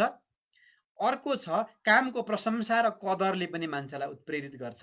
र अर्को छ व्यक्तित्व विकासको अवसर दिनुभयो भने पनि यसले तपाईँका कर्मचारीहरूलाई उत्प्रेरित गर्छ। तपाईँ हामी कर्मचारी छौँ भने हामीलाई पनि यसले उत्प्रेरित गर्छ। यति 5वटा कुराले हामीलाई उत्प्रेरणा जगाउने हो साथीहरू। अर्काले मोटिभेट हुनुपर्छ, मोटिभेसन भन्दैमा तपाईँले यो मोटिभेसन पाउने होइन, मोटिभेट हुने होइन। तपाईँले पाउने यति 5वटा चिज भयो भने मान्छे आफै मोटिभेट हुन्छ। कसैले केही गर्नै पर्दैन। म अगाडि बढ्छु। अब मैले यसो भनिरहँदा तपाईँले जहिले पनि के नबिर्सिनु होला साथीहरू भने रिच टु द म्याक्सिमम। तपाईँ एकदमै उचाइमा पुग्ने हो साथीहरू। When you reach to the top, keep climbing. तपाईँ टपमा नपुगुन्जेलसम्म तपाईँ क्लेम गरिराख्नुहोस्, चढिराख्नुहोस् भने हो। जित्ने लक्षण भएको व्यक्तिले सम्भावनाहरू देख्छ साथीहरू। हार्ने लक्षण भएको व्यक्तिले समस्या देख्छ। त्यसकारणले टपमा पुग्नु छ, चुचुरोमा पुग्नु छ भने तपाईँले चढ्नै पर्छ माथि। तपाईँ maximum, reach to the maximum भएर मात्रै हुँदैन। तपाईँ टपमा पुग्नु भएपछि त्यहाँ पुगेर त्यसलाई निरन्तरता कायम गर्नु पनि अर्को चुनौती हो। आज टपमा पुगेको मान्छे भोलि तल झर्ने होइन, टपमै बसिराख्ने पनि तपाईँको एउटा हिम्मत हुनपर्छ साथीहरू। अब म अगाडि बढ्छु। प्रत्येक सफल व्यक्तिको पछाडि घृणा गर्नेहरूको जमात हुन्छ साथीहरू। हेर्नुहोस्, म आज सफल भएँ भने मलाई पनि हिंसा गर्ने, घृणा गर्ने, आरिस गर्ने कोही मान्छे होलान्। हजुर पनि सफल हुनुभयो भने हजुरका पनि पछाडि धेरै शत्रुहरू हुन्छन्, मित्रहरू पनि हुन्छन्। त्यसबाट विचलित नहुनुहोस्। यदि तपाईँलाई कसैले पनि घृणा गर्दैन भने सायद तपाईँ सफलै हुनुभएको छैन। तपाईँलाई कसैले खुट्टा तान्दैन, तपाईँलाई कसैले ईर्ष्या नै गर्दैन भने मान्नुहोस् कि तपाईँ सफल हुनुभएको छैन। जो सफल छ उसलाई कसै न कसैले ईर्ष्या गरोस्, कसै न कसैले घृणा पनि गरोस्, कसै न कसैले आरिस पनि गरोस् साथीहरू, अनि मात्रै तपाईँ सफल भएको मानिन्छ। त्यसैले सफल पक्कै भइन्छ। भाग्यमा होइन परिश्रममा विश्वास गर्नुहोस्, अरूमा होइन साथीहरू आफैमा विश्वास गर्नुहोस्। सफल व्यक्तिहरूका फ्रेन्डहरू हुँदैनन् साथीहरू, मेरो कुरालाई याद गर्नु होला। सफल व्यक्तिका एफआरआइएनडिएस फ्रेन्ड्सहरू साथीहरू हुँदैनन् अरे, तर के मात्रै हुन्छन्, फ्यानहरू हुन्छन् साथीहरू। कतिको मन पर्यो तपाईँलाई यो बुझ्दा? सफल व्यक्तिहरूका फ्रेन्डहरू हुँदैनन् साथीहरू, फ्यानहरू मात्रै हुन्छन्। त्यसैले आफ्नो इन्डिभिजुअलिटी एक्लै बस्दा प्राप्त हुन्छ साथीहरू। आफ्नो व्यक्तित्व चाहिँ एक्लै बस्ने गर्नुहोस्। तपाईँलाई मैले के सल्लाह दिन्छु भने सफलता प्राप्त गर्न हरेक दिन 30 मिनट एकान्तमा बस्ने गर्नुहोस्। किन बस्ने एकान्तमा? तपाईँका फ्रेन्डहरू धेरै भयो भने तपाईँ सफल भएको मानिँदैन, तपाईँका फ्यानहरू धेरै भयो भने तपाईँ सफल भएको मानिन्छ। त्यस कारणले फ्यान हुने मान्छे एक्लै हुन्छ नि सधैँभरि। फ्यान हुने मान्छे एक्लै बस्न रमाउन सिक्नुपर्छ। त्यस कारणले आफैसँग रमाउनुहोस्, 30 मिनट एकान्तमा बसेर आफैसँग रमाउनुहोस्, आफ्नो साथी आफै बन्नुहोस्, आफूलाई आफैले बुझ्ने प्रयास गर्नुहोस्, अनि साथी बिना पनि बाँच्न सिक्नुहोस् साथीहरू, तपाईँ सफल हुनुहुन्छ। म अगाडि बढ्छु। Be a role model. Be a role model. तपाईँ सहकारी क्षेत्रमा काम गरिरहनु भएको छ भने तपाईँको रोल मोडल को हो भन्ने कुरा आजै तय गर्नुहोस् है। मैले अघि सुरुमा पनि भने रोल मोडल तपाईँको को हो त यो दुनियाँमा? यो नेपालमा तपाईँ रोल मोडल को हो, अथवा नेपालभन्दा बाहिरको रोल मोडल सोच्नुहुन्छ भने पनि तपाईँ जुन क्षेत्रमा हुनुहुन्छ त्यही क्षेत्रको रोल मोडल खोज्नुहोस्, रोज्नुहोस्, आजै तय गर्नुहोस् साथीहरू। फलानु व्यक्ति जस्तो म हुन पाए हुन्थ्यो भनेर सपना देख्नुहोस् आजै, अनि मात्रै तपाईँ जिन्दगीमा मोटिभेट हुने, तपाईँ जिन्दगीमा प्रगति उन्नति गर्ने, तपाईँको जागिरमा तपाईँ राम्रो कर्मचारी हुने, तपाईँले काम गरिरहेको क्षेत्रमै तपाईँले चाहिँ संस्थालाई पनि राम्रो गरिदिने, आफ्नो जिन्दगीमा पनि उपलब्धि नै उपलब्धि हासिल गर्नको लागि चाहिँ कसै न कसैलाई आजैदेखि रोल मोडल बनाउनुहोस्। अब म अन्त्यमा छु साथीहरू। मौका तपाईँको ढोका ढकढक्याउन अवश्य आउँछ। मेरो कुरा याद गर्नुहोस् है। मौका तपाईँको ढोका ढकढक्याउन अवश्य आउँछ साथीहरू, तर पहिले ढोका त बनाउनुहोस्। खोइ त ढोका? मौका आउँछ, ढोका ढकढक्याउँछ, तर तपाईँसँग ढोकै छैन भने के खोलिदिनुहुन्छ? त्यसैले आजै ढोका बनाउनुहोस्। Give your best every day. हरेक दिन तपाईँले बेस्ट गर्नुहोस् साथीहरू, एकदम राम्रो गर्नुहोस्। Motivate yourself to work. तपाईँ यदि काम राम्रो गर्ने हो भने आफूले आफूलाई मोटिभेट गर्नुहोस्। आफूले आफूलाई मोटिभेट गरेपछि तपाईँले दुनियाँलाई मोटिभेट गर्नुहुन्छ, संस्थाका सबैलाई मोटिभेट गर्नुहुन्छ। मोटिभेट भएर काम गरेपछि त्यो काम आफै राम्रो हुन्छ साथीहरू। म अन्त्यमा छु है। अब यहाँ म एउटा कुरा जोड्न चाहन्छु। I need a person who will correct me if I did something रङ। जसले मैले गल्ती गर्दा मलाई सम्झाउने मान्छे मैले खोजेको हो, न कि not a person who will leave me if I did a simple mistake. मैले सानो गल्ती गर्दा मलाई छोडेर जाने मान्छे मैले खोजेको होइन। मैले कस्तो मान्छे खोजेको, मेरा गल्तीहरू सच्याइदिने मान्छे खोजेको भनेर एउटा भनाइ छ। र मैले अर्को पनि कुरा यहाँ जोड्न चाहन्छु साथीहरू। एकदमै बोल्दा विचार गर्नुपर्छ। हाम्रो बोली, हाम्रो शब्द, हाम्रो बोली भनेको एउटा कला हो। तपाईँ जति राम्रो बोल्न सक्नुहुन्छ त्यति नै राम्रो उन्नति र प्रगति हुन्छ तपाईँको। बोलीमा मिठास ल्याउनुहोस्। जिब्रो यस्तो तरबार हो अरे जसले रगत ननिकाली काट्न सक्छ, गौतम बुद्धले भन्नुभएको छ। र अर्को कुरा, मेटिन्छ बाँडको घाउ, मेटिन्छ तरबारको, तर मेटिन्न कहिल्यै घाउ वाक्य प्रहारको। त्यस कारणले बोल्दा पनि एकदम संयमित हुनुपर्ने रहेछ। तपाईँले अरूलाई मोटिभेट गर्न बोल्दै हुनुहुन्छ भने तपाईँले रुखो बोल्नुभयो भने ऊ मोटिभेट हुँदैन। तपाईँका शब्दले तपाईँका कर्मचारी मोटिभेट हुनुपर्छ। तपाईँको भाषाले तपाईँका कर्मचारी मोटिभेट हुनुपर्छ। तपाईँको उच्चारणले तपाईँका कर्मचारी मोटिभेट भएको हुनुपर्छ। तपाईँको स्पष्ट बोली, स्पष्ट वक्तृत्व कलाले हरेकलाई मोटिभेट गर्न सक्नुपर्छ। त्यसैले बोल्दा एकदम कलात्मक बोल्नुहोस्। र अन्त्यमा छन उद्योग जहाँ वहाँ धनहरू आफै कुदी आउँछन्, पानीले भरिलो छ पोखरी भने माछा निजै धाउँछन् भनेको छ। तपाईँसँग भरिलो पोखरी छ भने माछा आफै धाएर आउँछ अरे। तपाईँसँग क्षमता छ, तपाईँसँग योग्यता छ, तपाईँसँग क्वालिटी नै क्वालिटी छ भने तपाईँलाई आइज म दिन्छु जागिर भन्नेहरूको लाइन लाग्छ साथीहरू। तर तपाईँसँग भित्र भरिएको पोखरी छैन भने तपाईँ यो दुनियाँमा काम लाग्ने मान्छे होइन। त्यस कारणले पोखरी भरि बनाउनुहोस्। तपाईँका क्षमता विकास गर्नुहोस्, तालिम लिनुहोस्, शिक्षा लिनुहोस्, आफूलाई अपडेट राख्नुहोस्, सधैँभरि पोखरी भरि बनाउनुहोस्। पोखरी भरि भयो भने माछा निजै धाउँछन्। तपाईँले जागिर खोज्न नमस्कार हजुर भनेर जागिर खोज्न अन्त कहीँ गइराख्नु पर्दैन। तपाईँलाई जागिर दिने मान्छेहरू आफै आउँछन्। तपाईँ यो दुनियाँको सफल कर्मचारी हुन पाउनुहुन्छ। कुनै दिन मेरो यहाँहरूलाई शुभकामना के छ त भन्दाखेरि आज यो जुममा जति पनि साथीहरू हुनुहुन्छ, हामीले यो रेकर्डेड भिडियो छ, रेकर्ड गरिरहेका छौँ, हामीले हेर्न मिल्छ। को हुनुहुन्छ त भनेर हेर्न पनि मिल्छ। यदि यहाँ 100 जना हुनुहुन्छ, फेसबुक लाइभमा हेर्नुभएको छ, जतिले हेर्नुभएको छ, तपाईँहरू सबैलाई मेरो शुभकामना। कुनै बेलामा तपाईँ प्रशंसा गर्न लायक कर्मचारी हुनुहोस्, मेरो यहाँहरूलाई अग्रिम शुभकामना छ। तपाईँ जागिरे जीवनको रोल मोडल बनिदिनुहोस्, यो नै मेरो यहाँहरूलाई अग्रिम शुभकामना छ। र फेरि अन्त्यमा म के भन्न चाहन्छु भने समयलाई बुझ्न सिक्नुहोस्, रिसलाई रोक्न सिक्नुहोस्, पीडालाई भोग्न सिक्नुहोस् साथीहरू, अनि गल्तीमा झुक्न पनि सिक्नुहोस्। बाँकी कुरा सिकाउने त हरेक पाइला पाइलामा तपाईँ भेट्नुहुन्छ। त्यसकारणले म सक्छु भनेर सोच्नुहोस्, तपाईँले सक्नुहुन्छ। म सक्दिनँ भनेर सोच्नुहोस्, तपाईँले सक्नुहुने छैन। दुवै तपाईँको अवस्थामा, दुवै अवस्थामा तपाईँ सही हुनुहुन्छ। तपाईँ सक्छु भनेर सोच्नु पनि तपाईँ सही हुनुहुन्छ, तपाईँले सक्दिनँ भनेर सोच्नु पनि तपाईँ सही हुनुहुन्छ। तर तपाईँले कुन सही कुन गलत मैले भनिराखेको छैन, दुवै सही छ।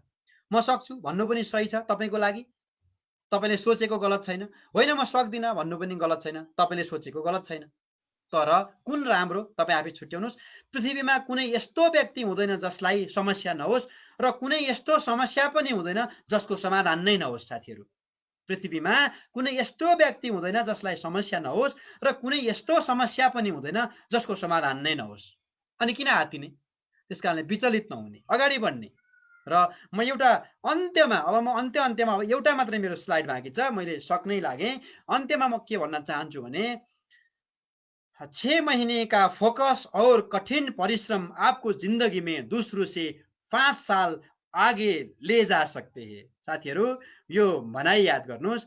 तपाईँले 6 महिना मात्रै काममा यस्तो फोकस गरेर परिश्रम गर्नुहोस्, यति धेरै मेहनत गर्नुहोस्, यति धेरै कन्सन्ट्रेसन दिनुहोस्, तपाईँका आँखा विचलित नहुने गरी लक्ष्यमा केन्द्रित भएर तपाईँले परिश्रम गर्नुहोस्। तपाईँले यो जागिरमा तपाईँ अरूभन्दा 5 वर्षपछि चाहिँ तपाईँ पुग्नुहुन्छ अरे। त्यसैले यो कहिले पनि नबिर्सिनु होला। र अन्त्यमा अल्बर्ट आइन्स्टाइनले भनेको एउटा भनाइ म यहाँ जोड्न चाहन्छु। हरेक सफलताको पछाडि 1% मात्रै साथीहरू प्रेरणाले काम गरेको हुन्छ अरे। 1% मात्रै मोटिभेसनले काम गरेको हुन्छ अरे। तर सेल्फ मोटिभेट भएपछि मान्छे परिश्रमी बन्छ, र परिश्रमले चाहिँ 99% काम चाहिँ तपाईँको परिश्रमको पसिनामा निर्भर गर्छ अरे सफलता। यो भनेको कसले भन्नुभयो भन्दा अल्बर्ट आइन्स्टाइनले भन्नुभयो। त्यसैले प्रेरणाले काम गर्दैन साथीहरू, परिश्रम चाहिन्छ। अब अन्त्यमा हामी सबैले एउटा प्रण गरौँ, जाँदा जाँदै जितको लागि लम्केका यी पहेलाहरू एक हारमा रोकिने छैन। सानातिना कैयन ठेस लागे होला यात्रामा, पहरामा त पक्कै ठोकिने छैन। तपाईँ सबैले यो उक्तिलाई दोहोऱ्याउनुहोस्, काम दिन्छ। जितको लागि लम्केका यी पहेलाहरू एक हारमा रोकिने छैन। सानातिना कैयन ठेस लागे होला यात्रामा, पहरामा त पक्कै ठोकिने छैन भन्दै म जाँदा जाँदै एक दुईवटा भनाइहरू यहाँलाई राखेर म बिदा माग्छु। एक परिचयले हजारौं साथी बनाइदिन्छ, एक मुस्कानले हजारौं पीडा लुकाइदिन्छ। जिन्दगीको बाटो सम्हालेर हिँड्नुपर्छ समादरणीय मित्रहरू, नत्र एक गल्तीले हजारौं सपना जलाइदिन्छ। तिनै मानिसहरू सफल हुन्छन् साथीहरू, जो आफ्नो निर्णयबाट दुनियाँ बदल्छन्। तिनै मानिसहरू सफल हुन्छन् मेरा समादरणीय मित्रहरू, जो आफ्नो निर्णयबाट दुनियाँ बदल्छन्। असफल मानिस तिनै हुन् जो दुनियाँको डरले आफ्नो निर्णय बदल्छन्। जाँदा जाँदै यदि जिन्दगीमा केही पाउनु छ भने तरिका बदल्नु साथी हो, गन्तव्य होइन। अरूलाई बदल्नु छ भने उपदेश होइन साथी हो, उपाय बताइदिनुहोस्। र अन्त्यमा जीवनमा बाधा अडचन आयो भनेर कहिल्यै नआत्तिनुहोस्, किनकि लडेर उठ्नेहरूलाई नै विजेता भनिन्छ। जिन्दगीमा बाधा अडचन आयो भनेर कहिल्यै पनि विचलित नहुनुहोस्, किनकि लडेर उठ्नेहरूलाई नै यो दुनियाँमा विजेता भनिन्छ। धन्यवाद यहाँहरूलाई सहभागिताको लागि। मलाई यतिन्जेल सुनिदिनु भयो सबैजनालाई मेरो तर्फबाट धेरै धेरै धन्यवाद। हस्त, नमस्कार, जय सहकारी।